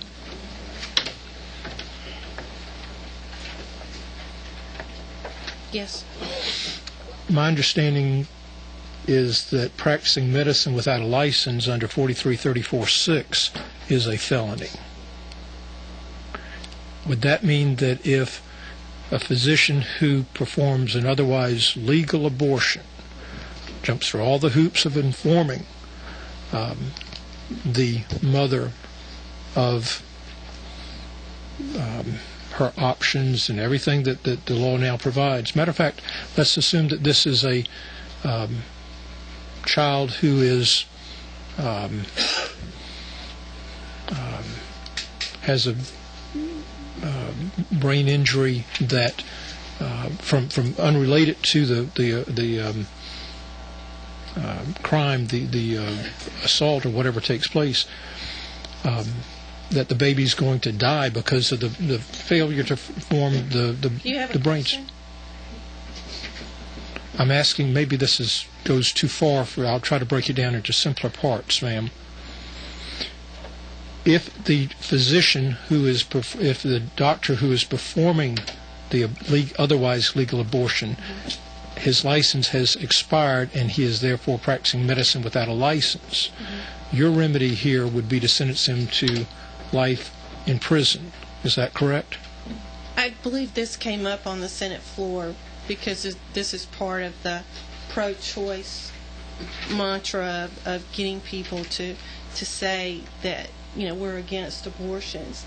Abortions are legal, and that doesn't have anything to do with it.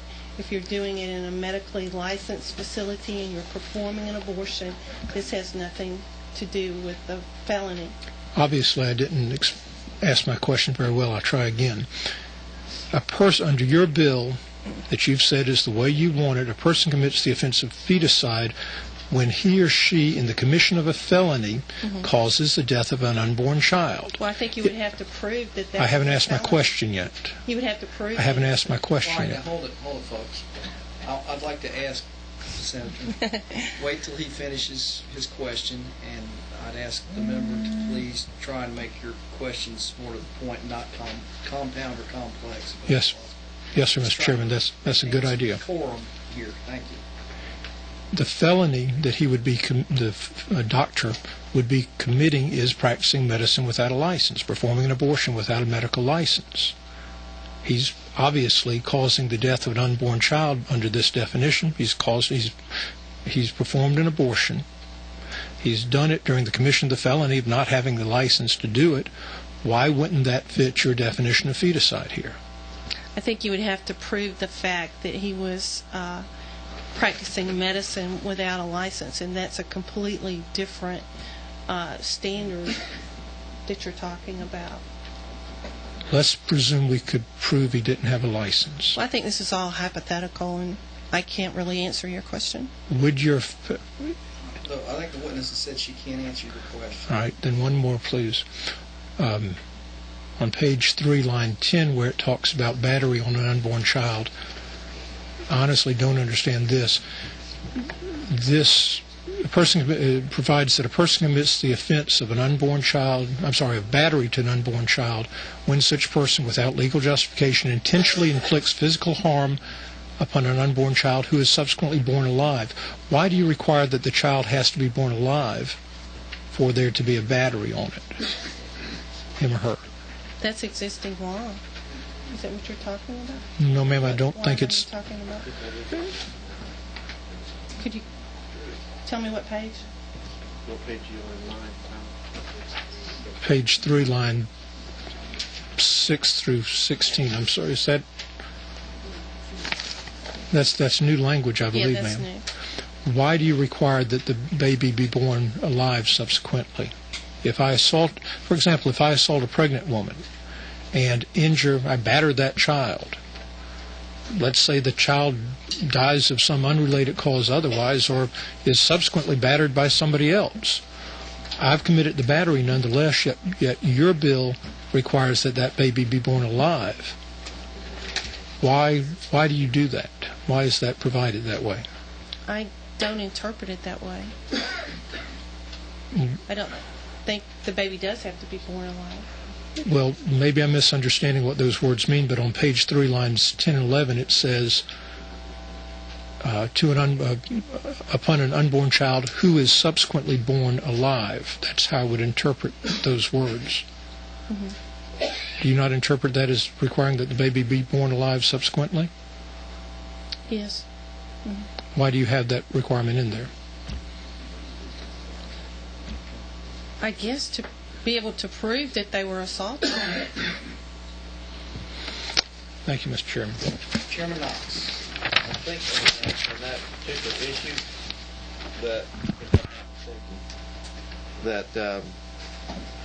that would the battery would be a included offense if the child is born dead as a result of that battery. It would be the offense of feticide or homicide or whatever. But if the child is born alive after having been assaulted and battered, then you have grounds for a battery because the child's obviously not dead. So I guess that's the reason why they. I thought that language was strange too, but I'm guessing that's what it's about. If you have a subsequently intervening act, would that cancel by crime? That's why we got all those judges. Exactly. All right. Are there other questions for the author? All right. Seeing none, thank you very much. We're going to move on to another speaker. Ms. Shelley Simperfield.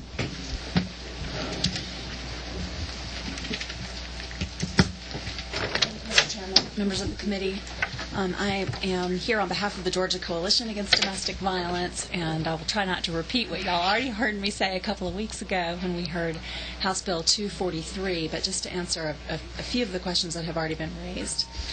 First of all, if the goal of this bill is to just address those circumstances where a batterer attacks a pregnant woman and kills her and the baby, you can do that by simply dealing with Section 2. It starts on page 3, line 17, and below, that's where we have stricken the definition of the requirement of quickening to say if a child is at any stage of development and you kill mom and the child is also killed, then it's a separate offense. We don't object to that.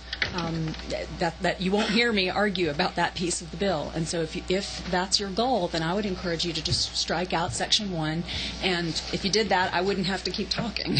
Our objections come from these new separate offenses of assault and battery on an unborn child, as well as the voluntary manslaughter of an unborn child. There is one change that's needed there.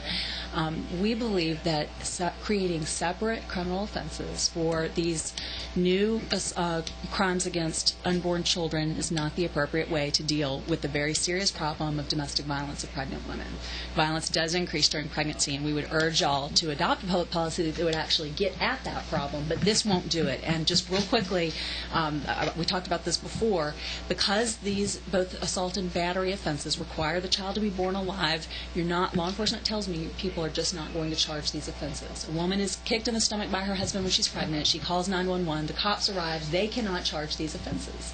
These will simply be offenses that are on the books for what I believe is a whole separate agenda that we don't have a position on, and they're never going to get used. We're not going to be helping that pregnant woman that night because the cops can't charge the abuser with that offense. The appropriate way to deal with that offense was some language that was added on the Senate floor, which is on page 2, starting at line 20, and that is to enhance the penalty for, in this case, simple assault against a pregnant woman. We already do this in Georgia law for simple battery and battery. We have a high and aggravated misdemeanor penalty if you commit those crimes against a pregnant woman. And I submit those would also withstand judicial scrutiny because we already enhance penalties for crimes against people over 65, crimes against law enforcement officers, etc. So the more workable remedy, if you really want to give law enforcement a tool, would be to enhance the penalties for these crimes against the pregnant woman. In addition to simple assault, I would submit that you should also enhance the penalties for aggravated assault and aggravated battery, because those are other offenses that are not currently subject to enhanced penalties. If, however, you want to still have these assault and battery of an unborn child offenses, then at a minimum we urge you to include in there the federal language from the Unborn Victims of Violence Act, which does exclude the conduct of a woman. And I do have a copy of that federal language, Mr. Chairman. I'm sorry, I don't have copies for everyone. But this language, it's actually what's already in the bill on page 2 at line 23. The exclusionary language that was included in this floor amendment under simple assault against a female who is pregnant came straight from federal code. So at a bare minimum, we believe if it was good enough for Congress, we should also include it in this bill if it's being modeled after the congressional law. You're not sold on that? When was that passed by? It's 2004, Mr. Chairman. However, there's not been a single prosecution under it, so we actually don't even know if it will withstand judicial scrutiny. Again, if you were going to have these new offenses, then please do exempt out the conduct. And the simple reason is we certainly wouldn't want a woman who has a miscarriage to subsequently be prosecuted under voluntary manslaughter against an unborn child. We also wouldn't want, I know there was some discussion before about whether we're going to allow this to be a tool to go after the conduct of pregnant women. And we don't believe that's the approach. That's not the intent of this law. The intent is to get serious against folks who take actions against pregnant women that harm them and their babies. Again, our general objection is that these new offenses actually don't even reference the woman. If you look at the assault and battery language, all it talks about is the harm to the unborn child. If you're really trying to address crimes against pregnant women, then the woman herself should be mentioned, I think, in the new statutes that you're going to adopt. So we'd urge you just to strike Section 1, leave in Section 2, add the exclusionary language under the voluntary manslaughter of an unborn child, to just put that federal language in there to exclude the conduct of the woman. And then I do think this would be a way to accomplish the author's goal of creating a separate offense where the woman and her unborn child are both killed. Thank you, Mr. Chairman. Thank you. Questions of Ms. Senator? Questions? Representative Abdul-Salam. More clarification, if I'm understanding you correctly. You said that on page 2, line 20, that was actually good in terms of what it's trying to do, and that 23 through 29 is what's in federal law, but it has not been the case qualified. So if you think it's good, if you remove section 1, that would be Delete it. Well, yes, ma'am, actually. Thank you for clarifying. If you wanted what we believe would be the appropriate response would be to take all of the various crimes against persons in our Georgia law and say when you commit them against a woman who's pregnant, we're going to enhance the penalty. And that's what's done here. As I mentioned, we've already got it under simple battery and battery, so we'd also need to add it for aggravated assault and aggravated battery. Okay. So that would be the perfect solution would be that in lieu of... So you're not contradicting yourself? No, ma'am. Okay, thank you. Clarifying that.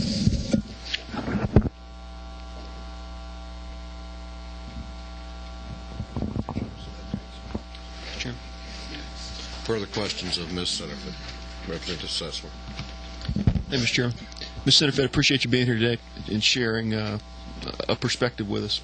Wanted to ask from a policy standpoint, if we were to, as a committee, make the decision to strike these charges against voluntary manslaughter of an unborn child and so forth, wouldn't we as a committee in fact be saying the violent crime against a pregnant woman is only a crime against a pregnant woman and isn't a crime against both a pregnant woman and a child in utero? Would that not be the policy position we'd be taking? Representative Setzler, what I'm suggesting is that you strike out this assault and battery provisions because I don't think they're workable. The voluntary manslaughter, I don't have a problem with keeping that in there so long as we exclude out the conduct of the woman in the way that federal law provides. Because I recognize that there have been problems with prosecution with that quickening standard, which I did a quick review of the case law, and it's anywhere from 10 to 15 weeks under Georgia cases is what they found to be quickening. So we're not objecting to that modification.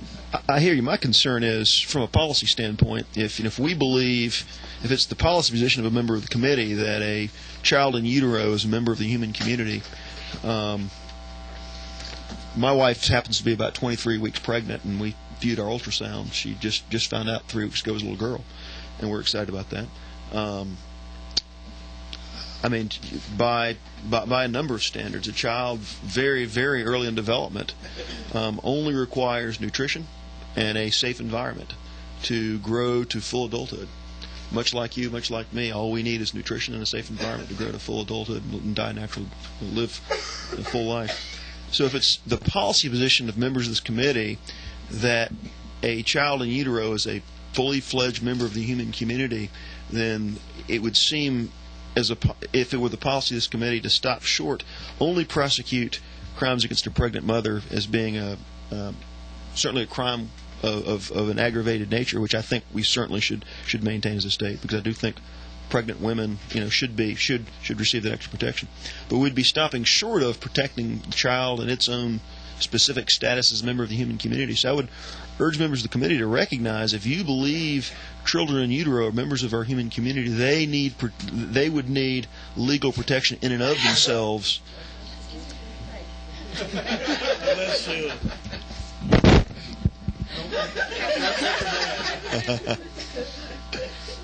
That the child would need protection in and of themselves, and doesn't warrant protections only in so much as they relate to the mother. I think that's a policy position, and if members of the committee believe that the child themselves need protection, then some form of protection in Section 2 would be warranted, without reference and without being dependent on the charge against the mother. Representative Sessler, I agree with you. That's why I said we don't take issue with this language in Section 2 that changes the standard for feticide. I mean, first of all, under current law, if something should happen to your wife at this point, an action for feticide would lie, God forbid. But even independent, if the child wasn't 23 weeks, under the current proposed language, so long as the child is carried in the womb, an action for feticide would also lie. So I don't disagree with anything that you've just said. I'm taking issue with the assault and battery provisions in particular, as well as the fact that this bill does not parallel federal law in terms of the exclusions. What line are you talking about there? I want to make sure I'm On clear on which page 3, beginning at line 21, that's where the definition of feticide, because we currently have feticide in Georgia law. The issue has just been that the crime, I guess, doesn't occur until the unborn child is quick, 10 to 15 weeks. So the first point I would make is just there is already recognition in Georgia law that there is a separate being that's worthy of legal protection in terms of your daughter. But even in cases prior to 10 to 15 weeks, the change that's being made here would address that problem of recognizing that it is a unique kind of crime if the woman is killed and the baby is killed as well.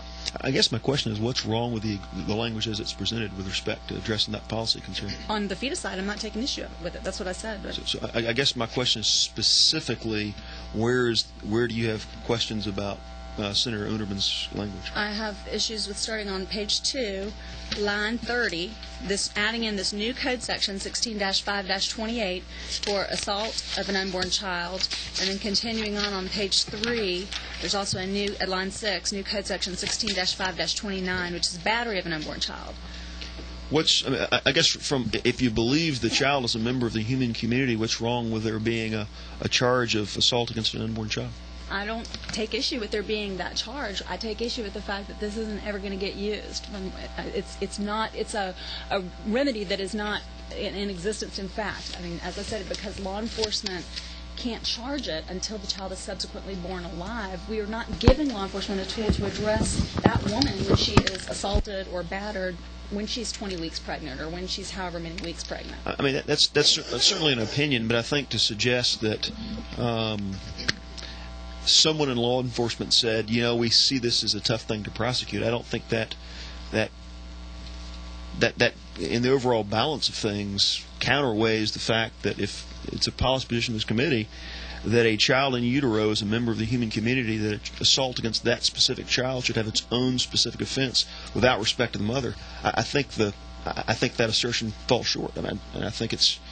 I would submit this language is certainly appropriate if that's our policy position.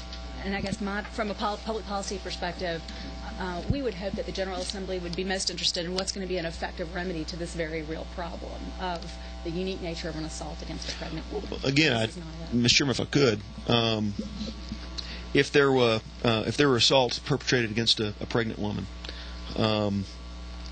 and it was prosecuted both as an assault against the mother and assault against the child, because she was pregnant at some phase of development. Criminal proceedings play out over time. I don't think it would be unreasonable to assume that the child could at some point later be born if we chose to draft the law this way.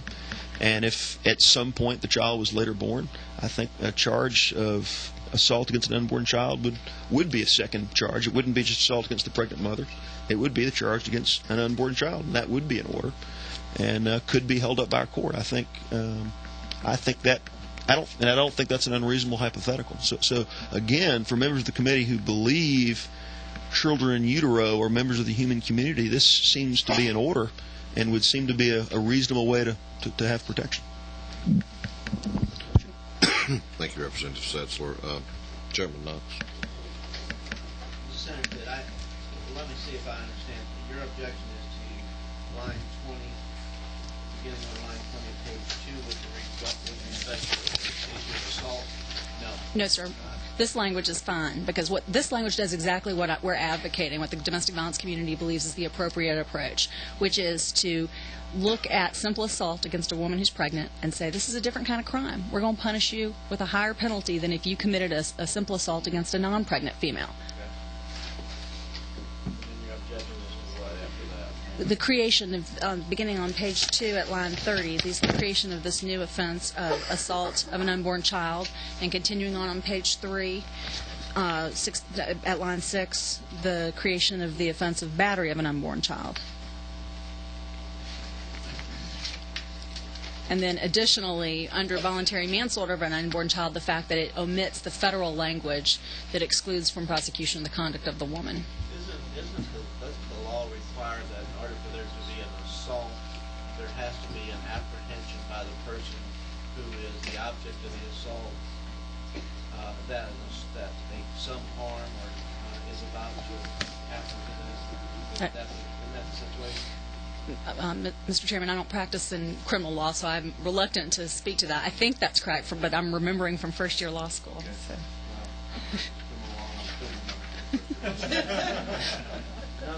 And I don't remember first-year law school. Just because you just graduated last month. That's right. All right.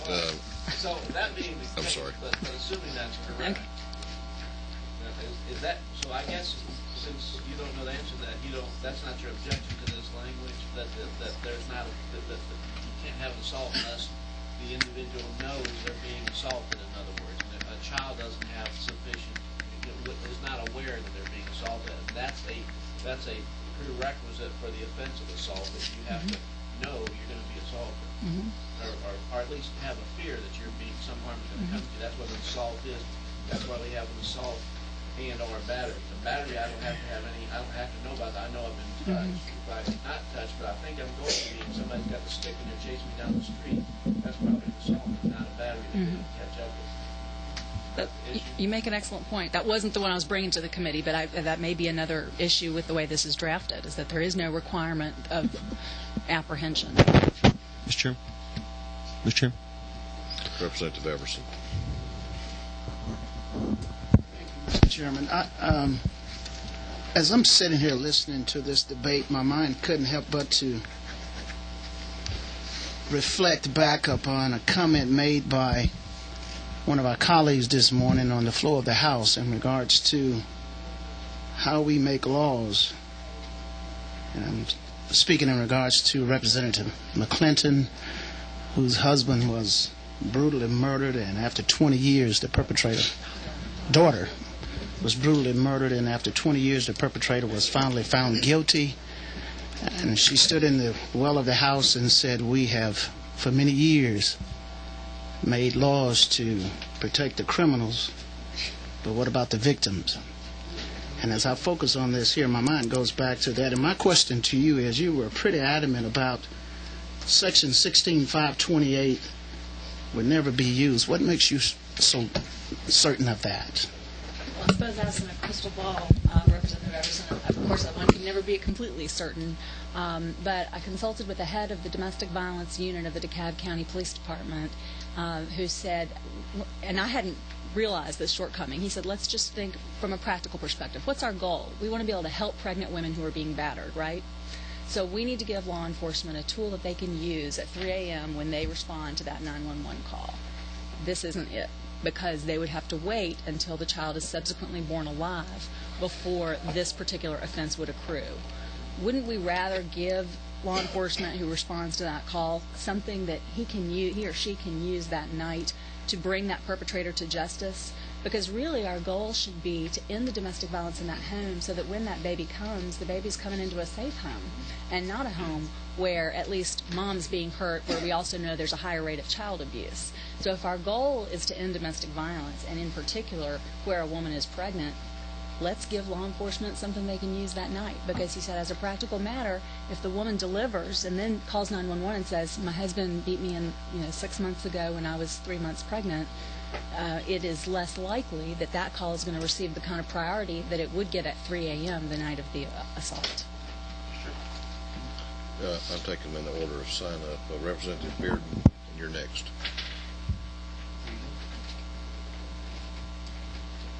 This question has kind of been answered, I believe, but getting back to 16-5-28, you can charge someone under it, well, if they're married or dating or living together under the Family Violence Act. But if she's 6 weeks pregnant and gets assaulted, and she goes full term another 34 weeks, that's when they would have to come back and make the charge. And if there's no physical evidence of that assault, could they still make that charge? And that could be where you're getting to, where you said officers are having problems doing this, because I'm trying to think back, and I don't recall doing it. You know, when the rest of assault, you do have the Family Violence Act, but I firmly believe the child's got to be protected, but I just didn't know how that was going to be about to. Can you enlighten me on that one, or are you just agreeing with me, where we're both just kind of like, I don't see how it can be enforced if they're out without the evidence? And if you have the evidence of assault, then you do make the charge. I agree with you. I mean, I think that's another shortcoming of this. That I'm scared when I ask you questions because how bad off we got last time in the other meeting. But I think this is a friendly question. The last one was too, but I appreciate the comment. Thank you. Thank you.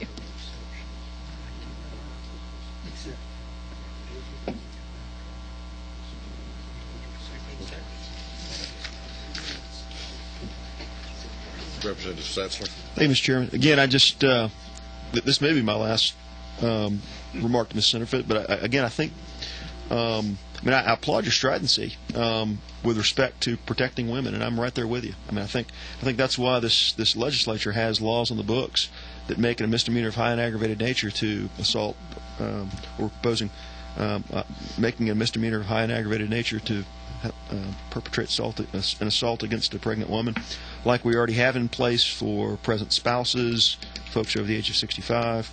But I think you missed the point. I mean, you made the remark a moment ago that the intent of all this is to help pregnant women who are being battered. We certainly want to do that, but the intent of this bill is, in addition to helping pregnant women who are being battered, that's certainly the case, but is to provide protections for the unborn in being battered. So I'm not disagreeing with you, but I think there's a sense in which we're talking past each other. We're certainly trying to help pregnant women who are being battered, and we're going to address that as a committee, I think. The issue at hand is, are we going to address the issue of the unborn being battered, and are we going to give them status and protections as a member of the human community? I'm not against you in making pregnant women being battered as being a misdemeanor of high aggravated nature. We agree with you. But to say that's as far as we're going is to miss the point. We're looking to address a member of our human community that's being battered in addition to the mother. So to suggest that we're stopping only with addressing pregnant women is to miss the point. And I would ask that you consider that. I'd ask the members of the committee to consider that. Representative Mangum. With great trepidation, I join this discussion. I think to my colleague, Mr. Knox left the room, but there is a fine legal distinction in law regarding what is an assault and what is a battery. An assault, there's a fine distinction in our law as to what is an assault and what is a battery. And I believe my colleague wishes to protect the situation where there is physical battering, where there's physical harm to a woman who is pregnant, and that harm extends to as a separate offense to the child, which I think is the discussion about a public policy debate here. There is also something called an assault, where you do not have physical impact, but you were in apprehension of me hitting you, so you could charge me with, if I didn't hit you, but I motioned to hit you, you could be in apprehension, and that's what Mr. Knox was trying to bring to bear in this debate or this discussion. And that is the actual, what is called an assault is no physical touching. In the situation where there is no physical touching, you, in what the law has traditionally held, and I am not a criminal lawyer, is, and this is from law school, and this is go way back, but you must have an apprehension of being, of this hand actually striking you. You have to have an apprehension. You must believe, you must have some cognition that you are about to be battered. It is pre-battering called an assault. So I understand finally what this young lady is trying to say. And Mr. Knox may have, I think this is what Mr. Knox was trying to say, is because I am in the womb as a child, which is a separate entity or a separate Homo sapien that we are trying to protect, assuming that we do have that public policy, then I believe what I am hearing is that that person does not have the cognition to know that my hand was approaching the belly area or the pregnancy area, so that the belly never knew that I was about to strike it, so you could never have an assault. That's what we are? I may be wrong, but if that is what the debate is, I think we do need to cut that short, and so that we can not get tangled up into the legalese of it. If we want to protect the Homo sapien at any stage of pregnancy from a batter, that is physical contact, that is separate from, I thought about battering you, but I went short of actually contacting you, and that is actually called an assault. So I sat here very frustrated for quite some time, and reading on page 2, a person commits the offense of assault, who commits the offense of an assault on an unborn child when such person without legal justification attempts to inflict violent injury to an unborn child who is subsequently born alive. It does stretch the imagination, but I tried to inflict injury. We then have to address a whole nother body of law that says that the intended victim must have some apprehension of harm, and not to make a decision on one side of this issue or another. But I do want to get it so that we are using the same language, because we're using assault and battery in the same way, and we can't do that because the law does recognize the distinction. And right, unless the right, if the kid's born with a black eye, so then we have to have a scientific. Okay, so that I will not to go one way or the other against or for. I want to be very clear, so that we can address the issue from a committee and move forward. If we're talking about an assault, I'm not going to start over. All right, we need to, let's try and have some order now. Mr. Chairman, what I'm trying to suggest is, member speak. It would be intriguingly interesting to say that you would be able to provide the requisite intent that I thought someone was going to hit me when you were not actually out of the womb yet. Even if you were a test tube baby and flinched at the test tube, not to even address the policy decision.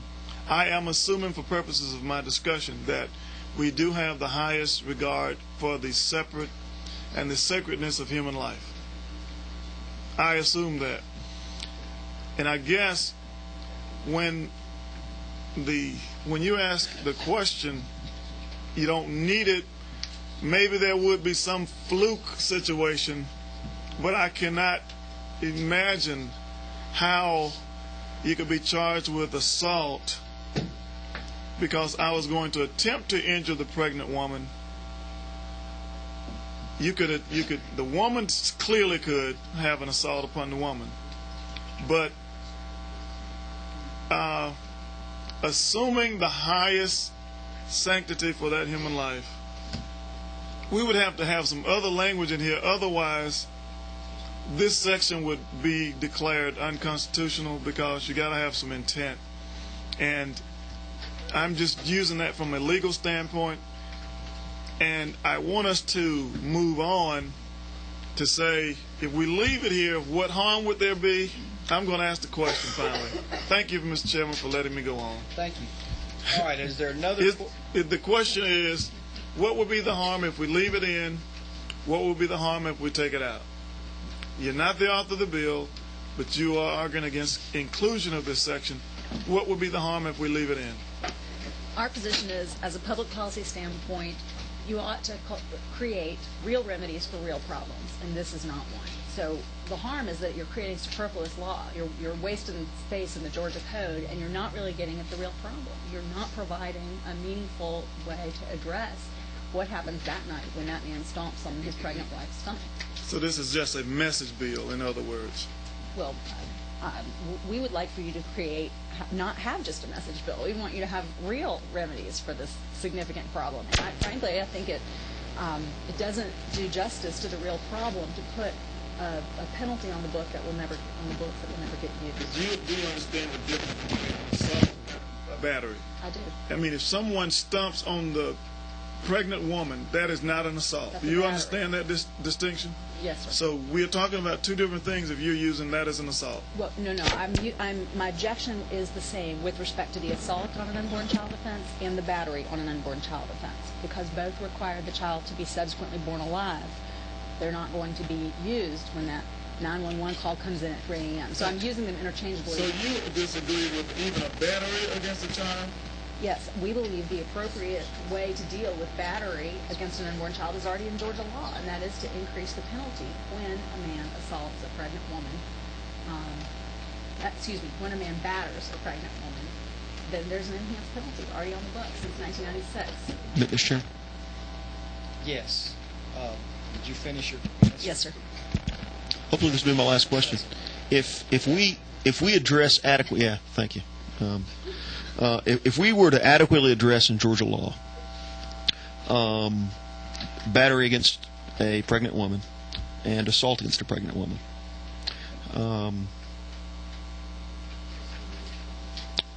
what would the argument be against an additional charge if we believe that an assault or a battery against a child in utero being another member of the human community? What would the argument be against that, other than what you said before, that it's just superfluous law, doesn't need to be there, doesn't hurt anything, doesn't need to be there?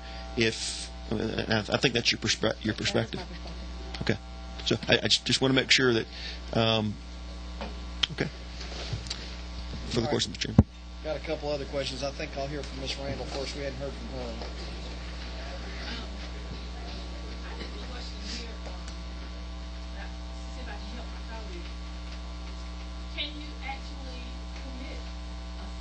Against an unborn child, by the definition of assault? Again, I would just preface it by saying I don't know criminal law, so I'm reluctant to talk about how that would. But from what we've talked about today, with what Representative Knox has said, that it requires that. Let me correct myself, because I've done what lawyers sometimes do when they don't know the law is actually go back and read it. Civil assault under the current code is a person commits the offense of civil assault when he or she either one attempts to commit a violent injury to the person without there being attempts, or two commits an act which places another in reasonable apprehension of immediately receiving violence.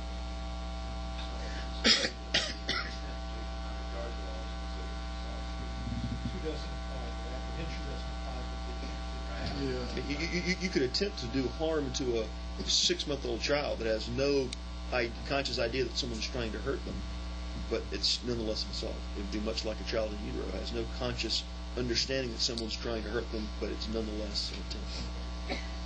All right. Ms. Randall, is that the conclusion of your question and or remarks? Well, I guess that question was answered, and now I guess we should probably go back to. I understand that you're saying it's going to be something that's just going to basically take up space in the code, but at this point, I don't think there's a happy medium, and I think it may be so that I can go to dinner, that we probably should consider what true harm would be done if we left it there, because I don't think we're going to get to that point of taking it out. So just that's my last question. Chairman Knowles. Isn't there, and I know you're interested in family violence and child as part of the family, sure. But in this case, don't we often have, or at least this has been my experience, often what happens with family violence is the victim, usually we're talking about the spouse, usually a female. At some point,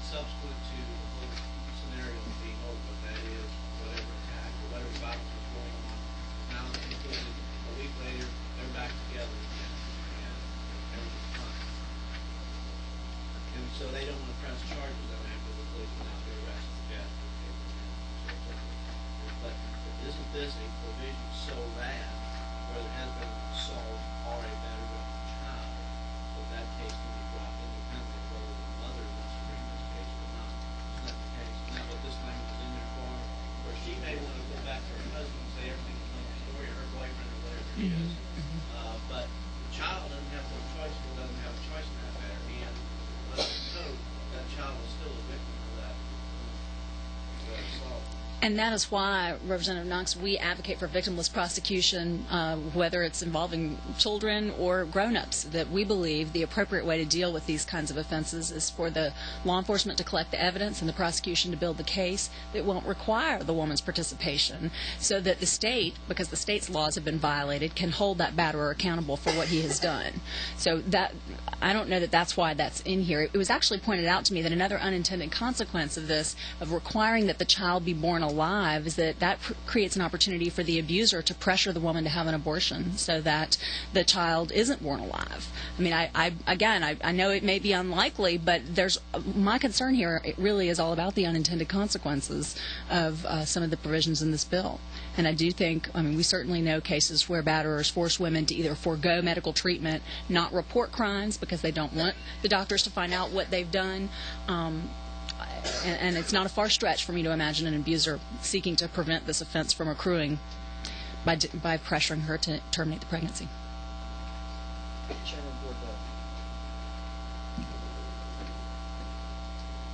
Thank you, Mr. Chairman. I'll try not to cover anything I've covered before, but let me follow up on your last point there on page 3, Code Section 16529, beginning at line 6, the battery. Are you saying basically that with this language, if this law, if line 6, you meant 16, right? no, line 6, starting at line 6, page 3, starting at line 6, that new code section. You see where I'm talking about? All right. If this bill becomes law, and a person could batter an unborn child, commit that crime, and that crime would basically disappear if the baby was not born alive, whether it was from an abortion urged on by the batterer boyfriend, or by an intervening car accident or something that's totally unrelated to the crime, or a disease or totally unrelated to the crime. The crime just disappears. Legally, does that make sense to you, that the crime disappears by some subsequent unrelated intervening action? No, it doesn't. That's why we would propose to create a more meaningful solution that could be charged at the time the offense takes place. And for whatever it's worth in terms of comment, I'm pro-choice, but I've talked to Representative Burmeister in prior years about changing the feticide law and some of these other things to bring it in line with reality. My interest here is passing good law that works. Let me ask you about Section 2, 16580. Wait just a minute. Thank you, and I'll be glad to answer that in just a minute. On page 3, line 26, where it talks about feticide is the commission of a felony causing an unborn child, would that mean that if a person who is practicing medicine without a license, whether he knows it or not, his license has been suspended, expired, or whatever, performs an otherwise legal, safe abortion on, let's say, a baby who's got a horrible defect and is going to be born dead otherwise, that former physician would be guilty of feticide under this bill, and he would be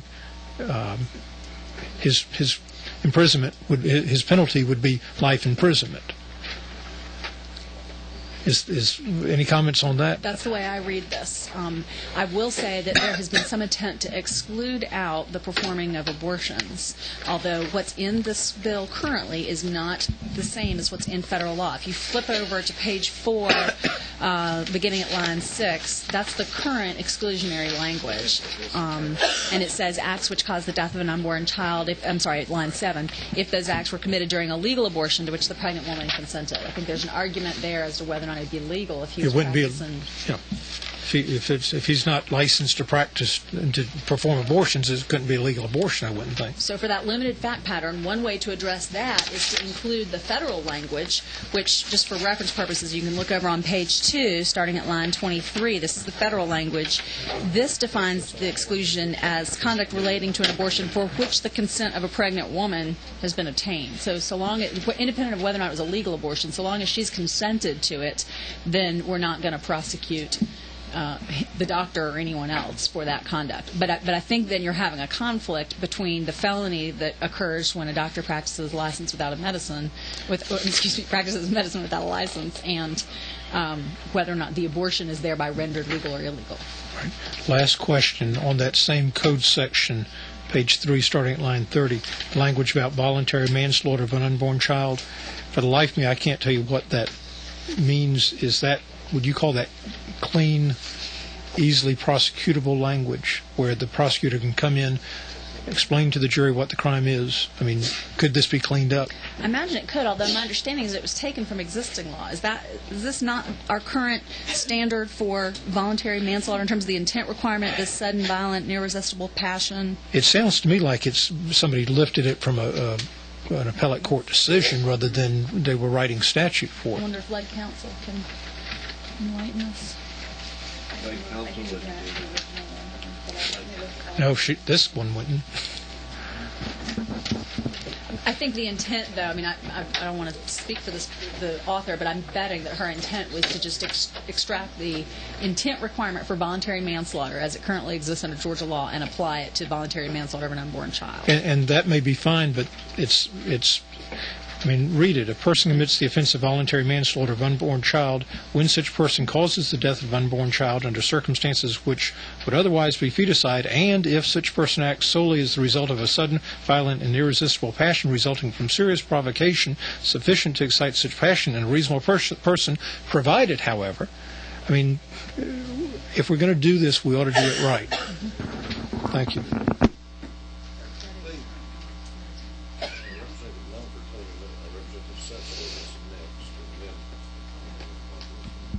Hey, Mr. Chairman. I wanted to ask Chairman Bordeaux if he had a specific recommendation on those 3 points with respect to language. I think in your first remark with respect to subsequently born alive, I'd be interested to know what, from a language standpoint, from a policy standpoint, you think would be the better option. And I do have questions about the second and third point, which we can certainly address later. Okay, you may have to walk me through this, but if you're talking about if I may, Mr. Chairman, line, I think you're 16.529. You're right. I don't understand why who is subsequently born alive is in there. I don't see. To me, that should not be in there.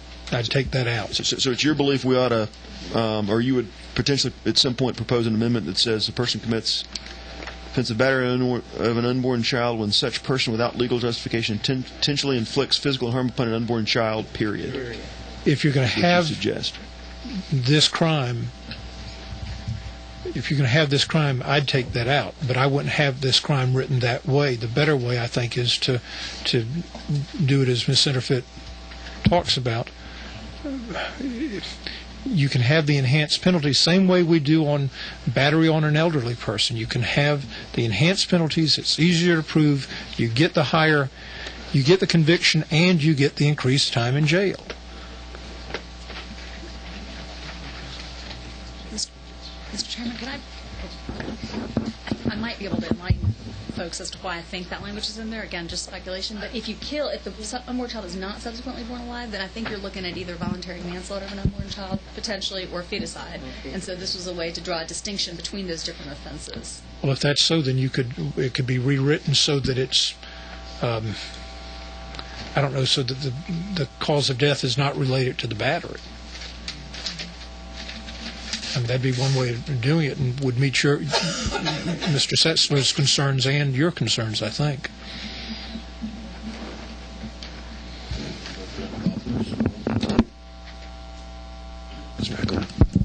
Thank you, Mr. Chairman.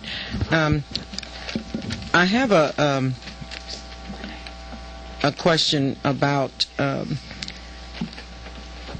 the assault of an unborn child on page 2, line 33, and the battery of an unborn child on line 3, page 3, line 9. And that is it possible to commit either of these offenses as explained by learned counsel in terms of what determines an assault or what defines a battery? Can you commit either of these offenses on an unborn child without committing them on the mother?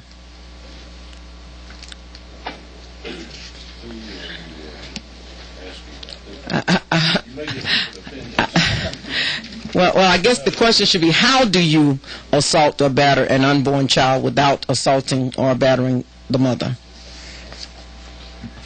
Pretty hard to do. I may just be missing it. No, I think that, if I may speak, I think the intent of this is to solve the problem that we see in criminal proceedings all the time, which is the girlfriend or the wife gets the crap knocked out of her. Police come, they arrest the guy, they haul him off to jail. By 9 o'clock, 10 o'clock the next morning, everybody's not feeling so bad. And then 2 days later, they don't want to. The victim doesn't want to prosecute anymore.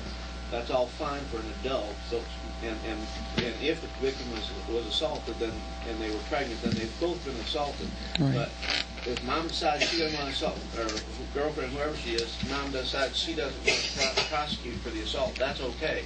What we're saying here is, if she doesn't want to prosecute for her own benefit, then we need to still be able to resolve the issue that the child has been assaulted by virtue of this attack or this attempted attack or this attempt of violence. I think that's what. But that's not what it says. How does this change? That's not what it says, though. I mean, it says a person commits the offense of assault of an unborn child, and it goes on. It leaves the mother out completely. And how do you do that? I don't think you have to prosecute both in order to prosecute one. You can prosecute either one of them. I mean, that's up to the prosecutor to decide who's going to prosecute. Not at the point of prosecution. How do you commit the offense? Is it possible to assault an unborn child without assaulting the mother? Okay.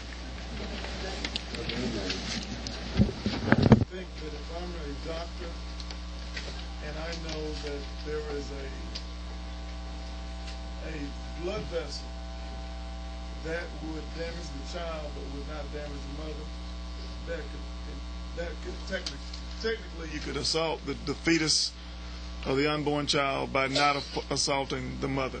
So just from a wordsmith, separating the offenses I think is a good thing.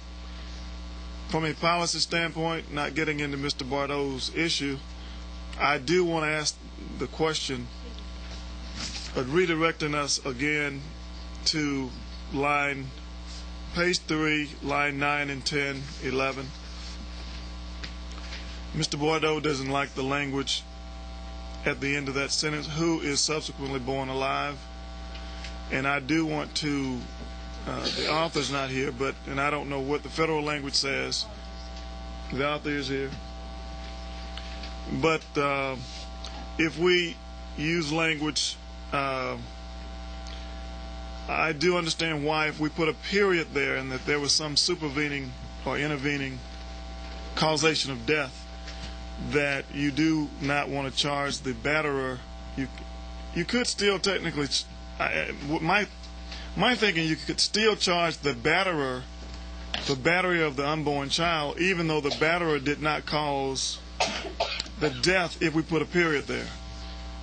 And I know that Mr. Bardot is not listening to me now, but I'm saying this for your sake, because you're the one that will have this theoretical, I mean, it will be a legal, you're good at bringing out the legal distinctions. So what I'm suggesting is if we put a period at unborn child on page 3, line 10, if we just put a period there, in order to charge for battery, I would believe that if I punched or I had a baseball bat and I whammed and I committed a battery against the unborn child, the child then goes out and the car comes along and runs over the woman, kills the woman and the child.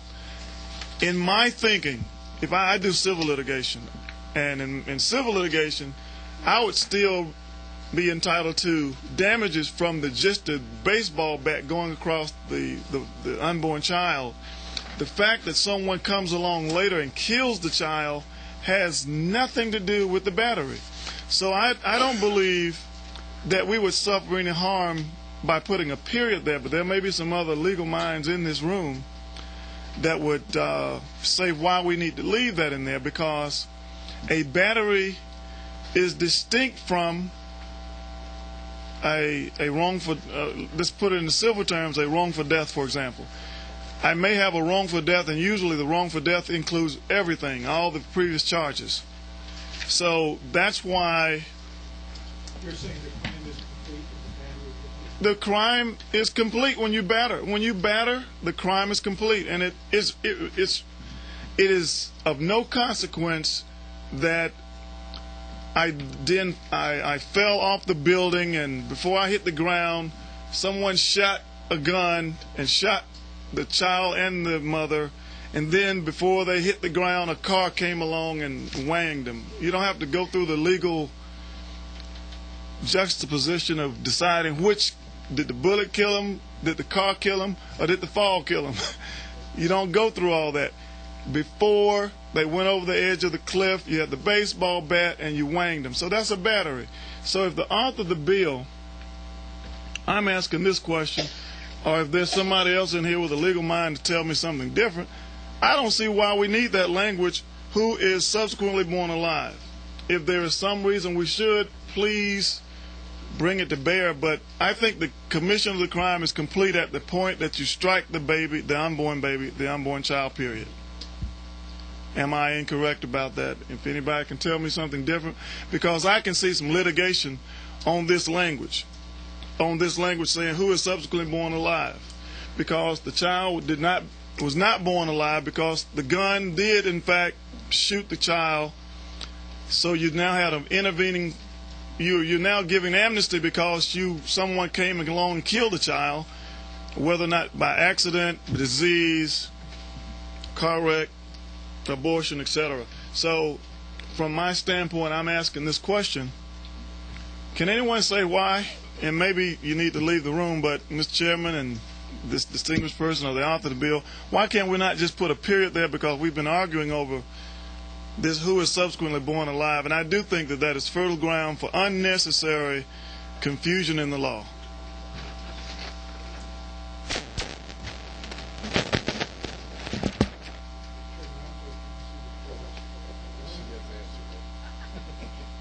I was going to say, well, I don't know if I have the answer because I'm not an attorney. I'm just thinking common sense.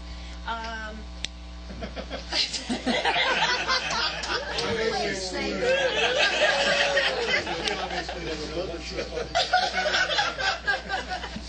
I turn red. But I guess I actually agree with putting a period there, because we have ultrasounds now that can determine if a child has been injured in utero, and we can determine if that child has been assaulted, has broken bones, or anything else that could cause injury. And so I don't know, unless someone else has something, a compelling reason, I tend to... Mr. Chairman, I just want to ask the question. I'm not sure. I hear Representative Burmeister saying, would there be if there was an assault that led to the child not being born alive at some later date, and I think that's what Representative Mangum was alluding to, could that not then be? Could you not try? Would you then not have at least a case that that assault led to the subsequent loss of the child. Now, I understand if there is an intervening event like a shooting or something, that's an intervening event.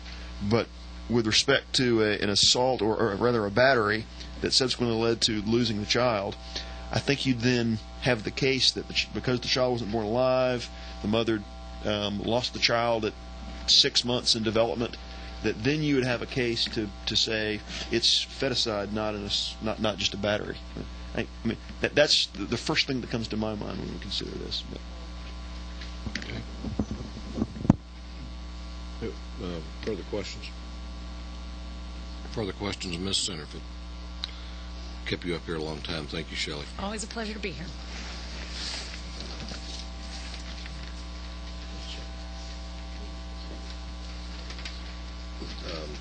I'll let you. Don Randolph.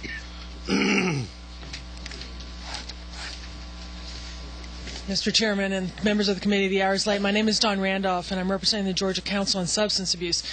I'm not an attorney, and I don't want to play one on TV, so I come at this from a public policy standpoint and an implementation standpoint.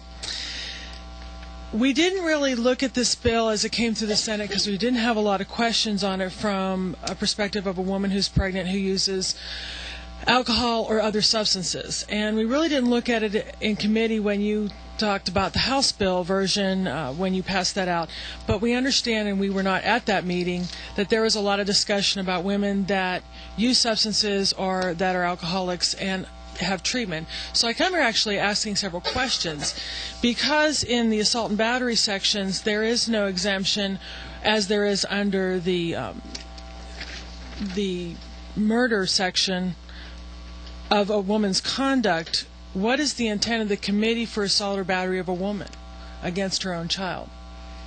And that's a question that I have. I mean, I honestly want to stop and say, does the woman a person that will be persecuted if she has assault or battery on her own child?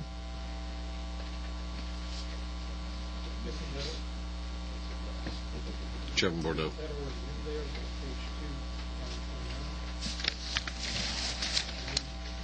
That is the exemption I think Ms. Centerfit talks about under the misdemeanor, the aggravated assault. No, let me go back up again. The murder situation, but it doesn't then follow suit in Section 16-5-28, nor in Section 16-5-29. Those exemptions aren't in those two sections. Okay. No, it's right. Yes. So then, in other words, could a woman? Correct. Because, in essence, and again, I wasn't at your previous committee meeting where you discussed this, but I understand from some of the testimony that there is question that a woman, that women don't seek treatment when they're pregnant, and that a woman would not be beneficial. But we have over thousands of women in treatment every year in this state who are seeking substance abuse and other drug-related type of treatment and who become and graduate very successfully. There are many women also who are pregnant and go through treatment, and they have wonderfully healthy babies, and they get themselves clean and sober and have wonderful family lives. So we're just coming to this saying, are there any unintended consequences by not putting those sections into 16-5-28 and 16-5-29? Because we certainly don't want to chill any atmosphere where current women are seeking treatment and being very successful in that treatment and having very healthy babies, because they realize sometimes upon their first pregnancy, if they've been using drugs or other types of substances, that, I need to be good and I need to be a good mother. So how do I get help? And we don't want to see that chilled because of any type of persecution, if that is the intent of this law. But it again has been brought to my attention that discussion happened in your last committee meeting, and so therefore I come to you, asking, is that the intent, and how can we help everyone understand that women do seek treatment? There are thousands of them, and many of them are indeed pregnant. Okay. Questions of Ms. Randolph? Any questions from members of the committee? I have a question. Vice Chairman Mumford. You say, maybe I'm missing the point here, but oftentimes I know that I used to represent the Department of Family and Children's Services. They would often take custody of a child after it was born if it had drugs in its bloodstream.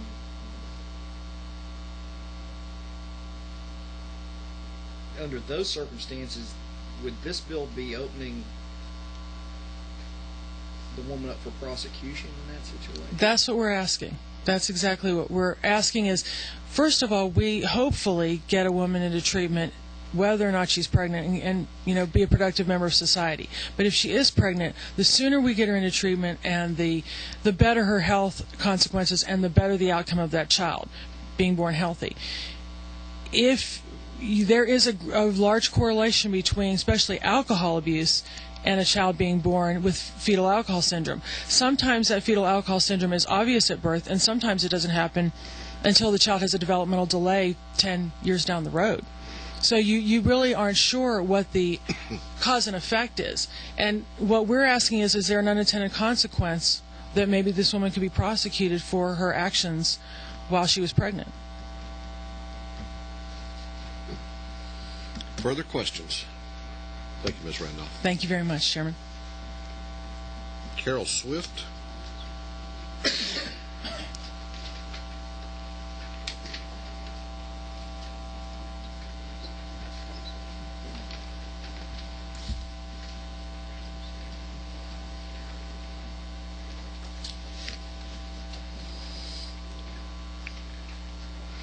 Thank you, Mr. Chairman, for allowing me to speak on behalf of this bill. I'm Carol Swift, and I'm president of Georgia Right to Life. I want to just reiterate that this bill is very similar to the federal bill that was the Lacey and Connor Peterson bill that was signed into law by President Bush in 2004. It simply states that when a criminal attacks a pregnant woman and injures or kills her unborn child, he's claimed 2 human victims. If an unborn child is injured or killed during the crime of violence, then the assailant may be charged with a second offense on behalf of the second victim, the unborn child. It passed in the federal law passed with a strong majority. The House voted 70% for the bill, and the Senate was over 60%. It passed the Georgia Senate 38-17 with bipartisan support. 20 states have this law that throughout pregnancy, the unborn child is protected. We are concerned about the women, but we do not have a law other than quickening, which is an archaic term that is typically has been established at 20 weeks, and there are many instances where women are very large, don't feel the quickening at all. So the point was made by, I think, Representative Setzler, how do you prove quickening? We want to take that out and make it throughout pregnancy. And there are 3 national polls that 80% of the public believe that that law should recognize the killing of a fetus in a crime as a homicide. And a solid majority believe that should be true throughout pregnancy. So we encourage you to support this bill. Several weeks ago you heard our witnesses on the Unborn Victims of Violence Act, and instead of hearing the same witnesses again tonight, in the interest of time, and we respectfully ask for your consideration. You do have a letter from the District Attorney of Brunswick, who also is the president of the DA District Attorney Association for the state, who endorses this legislation. And he and many district attorneys have requested this law because there have been many instances where they were not able to prosecute because of this archaic term quickening.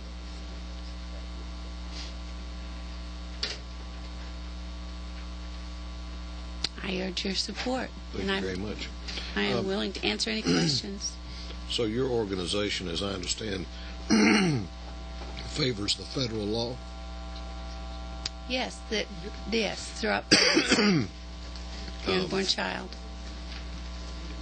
And also the bill that this committee approved some weeks ago that Representative Burmeister was pushing.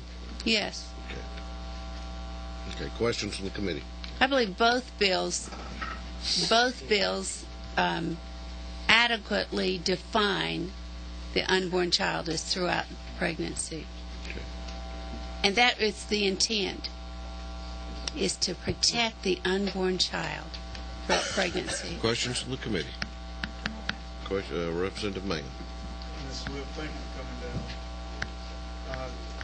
Is it possible for you, or if you have an opinion, or if some of your lawyers, I never did get an answer to my question, but the question about whether or not we had that language subsequent, whether or not the child,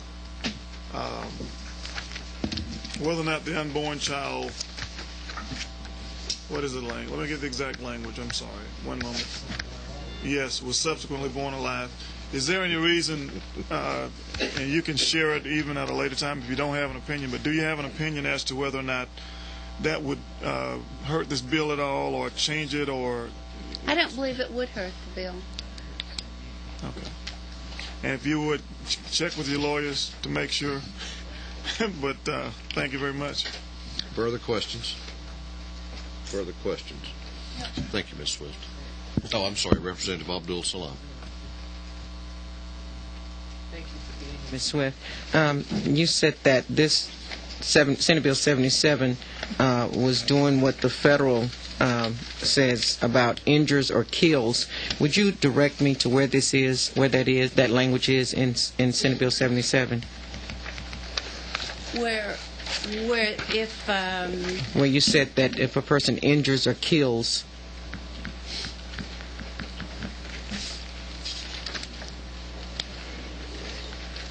I just may be missing it. Well, on Section 2, line 23, it says if a person commits an offense of feticide, if he or she willfully and without legal justification causes the death of an unborn child. Is that what you wanted? No. I thought you were saying that it had the same language as the federal. No, I said it was similar. Similar. Both are protecting the unborn child. Injures or kills. Okay. Thank you. It was very similar to it was fashioned after the Lacey. Thank you. Further questions? Thank you very much, Ms. Swift. Thank you. Mary Boyert.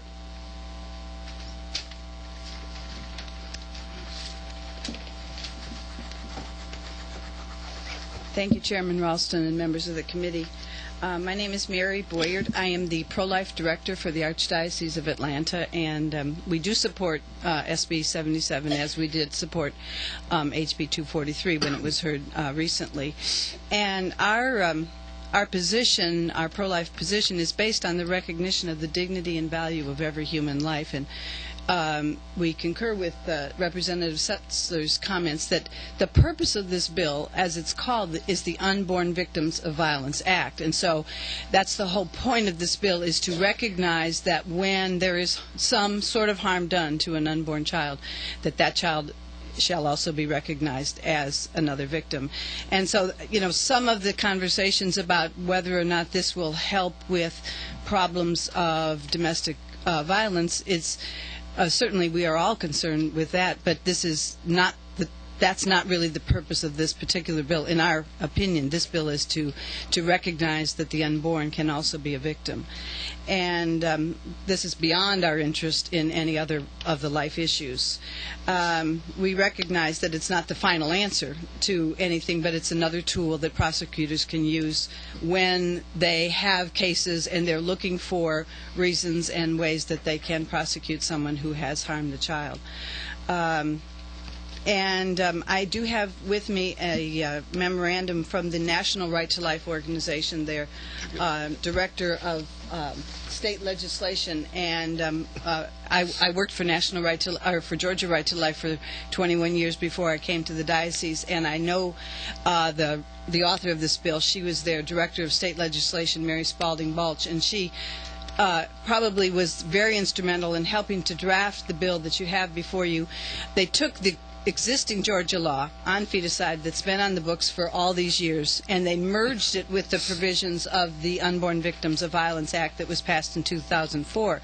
So that's why the bill isn't exactly the same. There's been a lot of conversation, why isn't it exactly the same? Well, Georgia was ahead of the curve. Georgia had a law on feticide all those years ago, and this just merges those parts. And the most important part is that it recognizes the unborn child from the beginning, because as anyone can say, quickening may have something to do with the mother's perception, but we all know that the child is alive from the beginning. So this memo talks about the doctrine of transferred intent, and I do think it covers the question the lady from the substance abuse brought up, is the intent.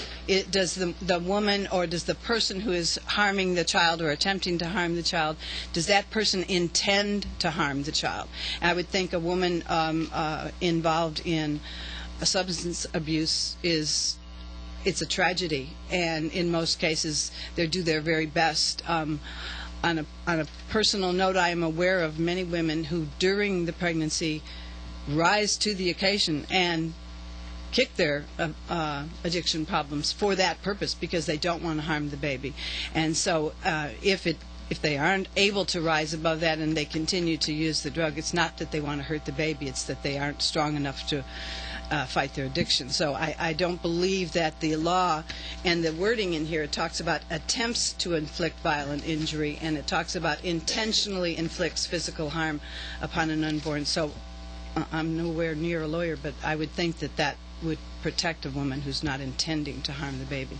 So I would urge your support for the bill, and listening to Representative Mangum's comments about putting the period in there, from my personal opinion, it looks like a good solution to that complicated question that you were asking about, like a doctor who is practicing medicine without a law, and all of those questions. So I think that you're right. But it did solve the problem if the baby dies in some other fashion. So I would say that that change would probably be fine. Thank you very much. Thank you Ms. for your Boyer. support. Any questions of Ms. Boyer? Any questions? Thank you very much for being here. That was all that we had that signed up to speak.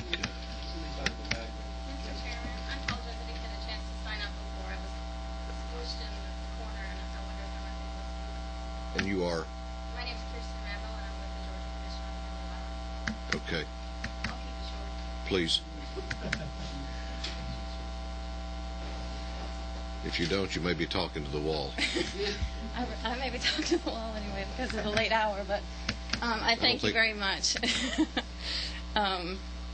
Mr. Chairman, for the opportunity to speak on this bill, especially at this hour. Like I said, I am with the Georgia Commission on Family Violence, which was legislatively created in 1992 to end the problem of family violence in Georgia. Just to let you know, the Commission consists of representatives from a range of fields, including the judiciary, law enforcement, prosecutors, DFACs, and more.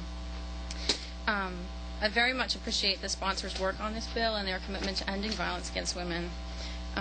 We at the Commission are very concerned about the problem of violence against pregnant women, which, as you all know, is a real problem here in Georgia and across the country. What we really like about this bill is that the bill increases penalties for the offense of simple assault against a pregnant woman. And we've talked about that. We certainly support that. Our concerns about the bill, some of them have already been enumerated, so I won't go over them again, but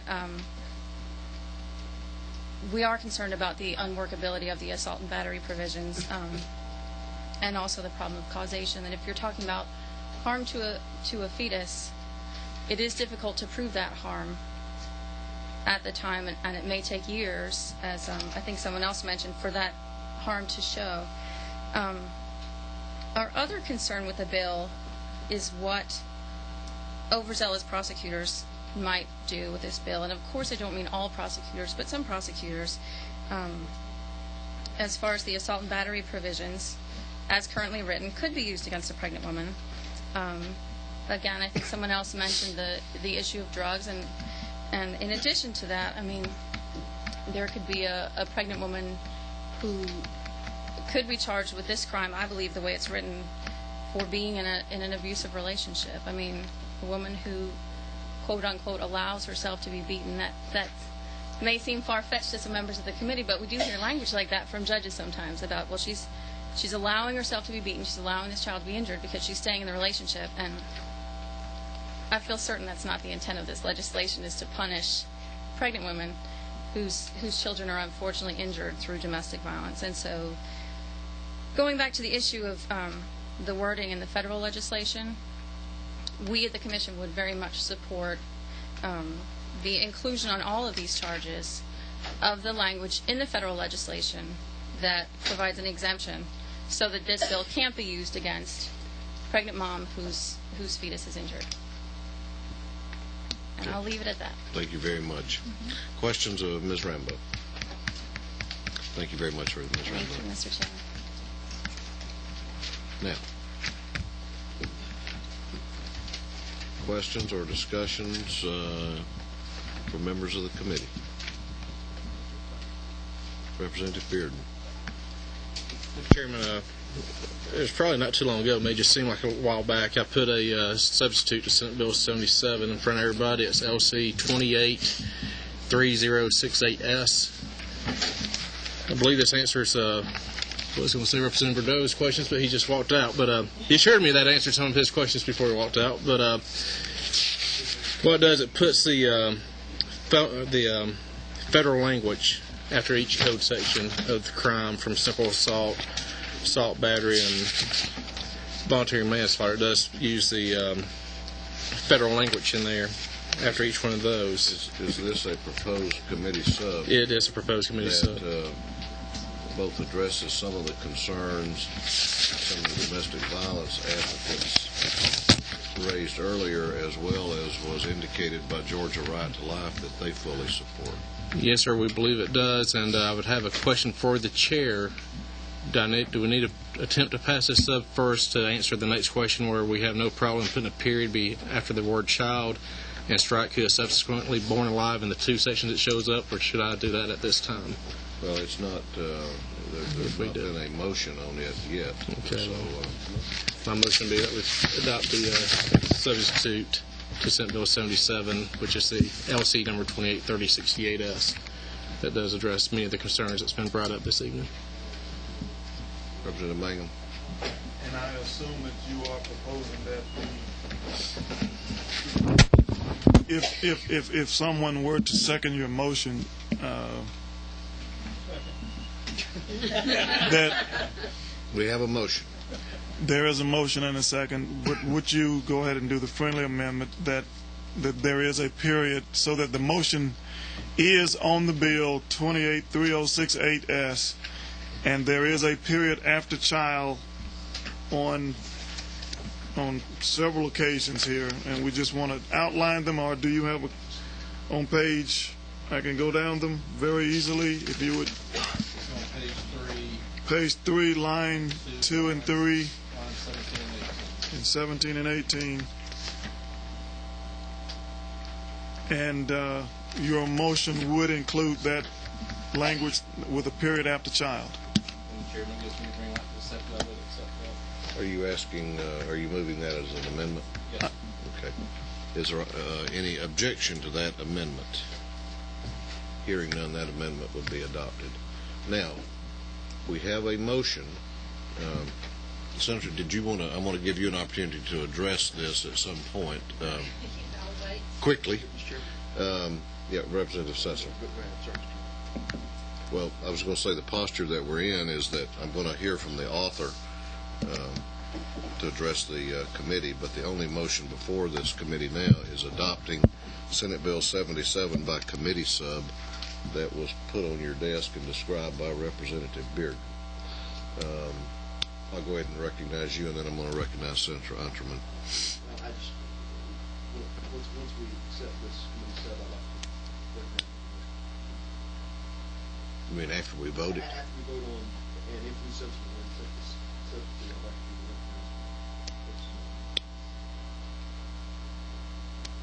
recognized. Okay. I'll see what your motion is. Senator Unterman, you want to come around? And while you're coming, Chairman Bordeaux? be recognized for amendment to substitute. Sure. First, to me, with regard to the first section, which is the telephone pregnant woman, it uses this term unborn child.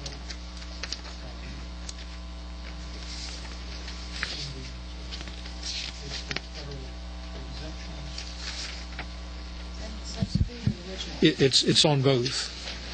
What page are you? Of the substitute, it is page 2. Actually, on both pages, on both the original bill and the substitute, it's on page 2, that subsection H, lines 26 through 32. It uses the term unborn child, which we use in the other crimes created by the bill. But it's not defined in that code section, whereas it's defined in the other code sections. And just to be consistent, it would seem to me we'd want that definition put in that crime as well. Yeah. And so, therefore, I think the appropriate amendment, although maybe the Legislative Council can help me on this, rather than re-lettering that code section, usually you put the definitions at the beginning of the code section, but if I could seek some direction, would it be acceptable to put the definition of unborn child as a new subsection I? I think I would just put it, bring it out to the margin between lines 32 and 33, so it would be a continuation of H, to say for purposes of this subsection, the term unborn child, and use the definition. Then that would be my amendment. Simply, all we're doing is putting in the term, the definition of the term unborn child, which is used throughout the substitute and the original bill, as Jill suggested it, after line 32 on page 2. Does everyone understand that amendment? I know, but that's just what I said. Is there objection to that amendment? You'd have to renumber. Hearing none, that amendment is adopted. Senator Humphrey. Thank you, Mr. Chairman, members of the committee. I appreciate your fine-tuning the bill and working so diligently on it. And I will think that the changes that you made are appropriate, and appreciate the effort that you made towards it. The only question I had, and ending that sentence on page 3, period, and taking out who is subsequently born alive, that's fine. Judge Ray had to leave, but he suggested that on line 1, and I think he may have spoken to Representative Knox about it, maybe, a person commits the offense, take out the word assault and put in attempted battery of an unborn child. That was his suggestion. Where is that? Line 3 on the first line. Page 3, line 1.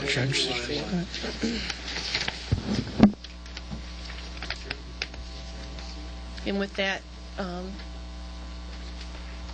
I think that the intent and the changes you made are appropriate. And then you agree to the amendment, and we haven't adopted it yet, at the end of line 2 and beginning of line 3. Yes. We would put a period after child on line 2. Yes. Okay.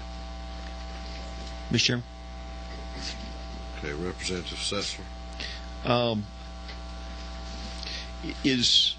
Is attempted battery, I mean, I look at my law enforcement officers to opine on this, or the attorneys among us. Is attempted battery anywhere else in Georgia code, or is attempted battery in Georgia assault? Yeah. Attempted battery, that's a federal. But my understanding is that an assault, my brothers and sisters at the bar jump in, does require some evaluation of the mental state of the victim, does it not? If I may respond, Mr. Chairman. Look. I'm sorry. I did have that conversation with Judge Ray, but I think we were having it in another context. And I think Representative Bordeaux is about to change his mind about about it, and I think that if we substitute battery for assault, we're eliminating what they're really trying to do, which is battery requires an actual touching, and assault doesn't. Assault only has to be a threat to commit an offense, a violent offense against the person. And so I think you'd be weakening the bill considerably by taking out assault and substituting battery. No, that's fine. He didn't want to weaken it. Yeah. No. I think we would talk about it in another context. So we can leave in assault. We should leave in assault. Okay.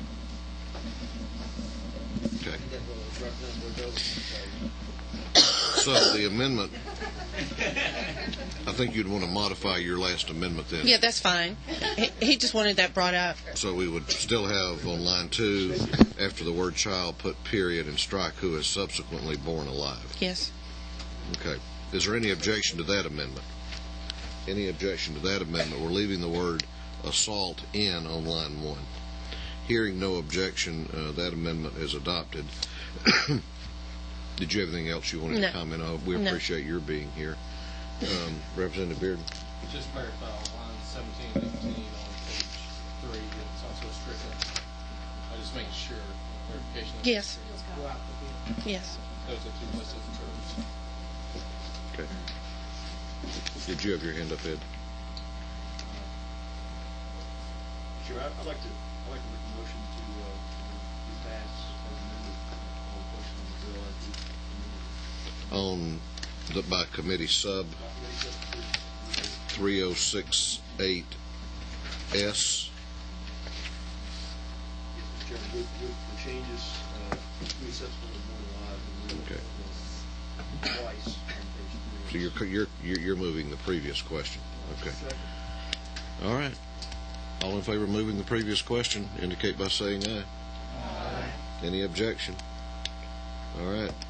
Previous question is called. All those in favor of giving Senate Bill 77 a do-pass recommendation by committee sub, the sub being LC 283068S, the motion made by Representative Bearden and as amended, please indicate by raising your right hands.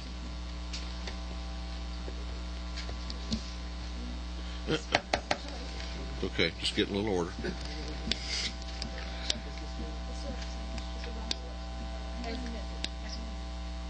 As amended. That's correct. Okay.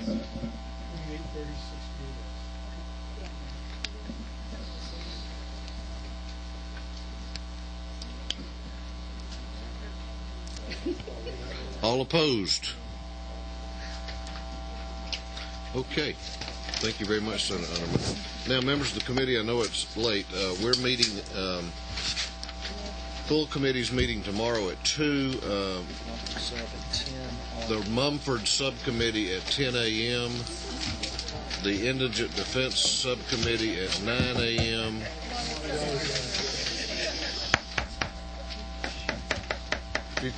Please, just a moment. The committee wants to leave just as bad as everyone else, I can assure you. If you could bear with us, we need a little bit of quiet. Full committee meets tomorrow at 2. The Mumford Subcommittee tomorrow morning at 10 a.m. The Indigent Defense Subcommittee at 9 a.m. Chairman Knox, your meeting in the morning? Your subcommittee meeting tomorrow? Okay. My committee's meeting in 5:15 in COB, and it's going to be taking up 5:29 and 4:56. It's the immigration.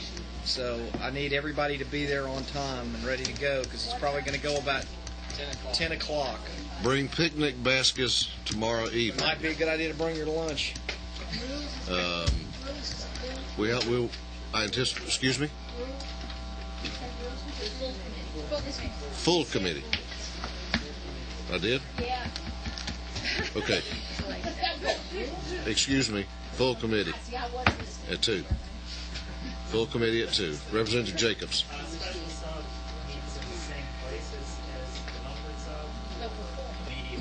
Right, but before 9 a.m.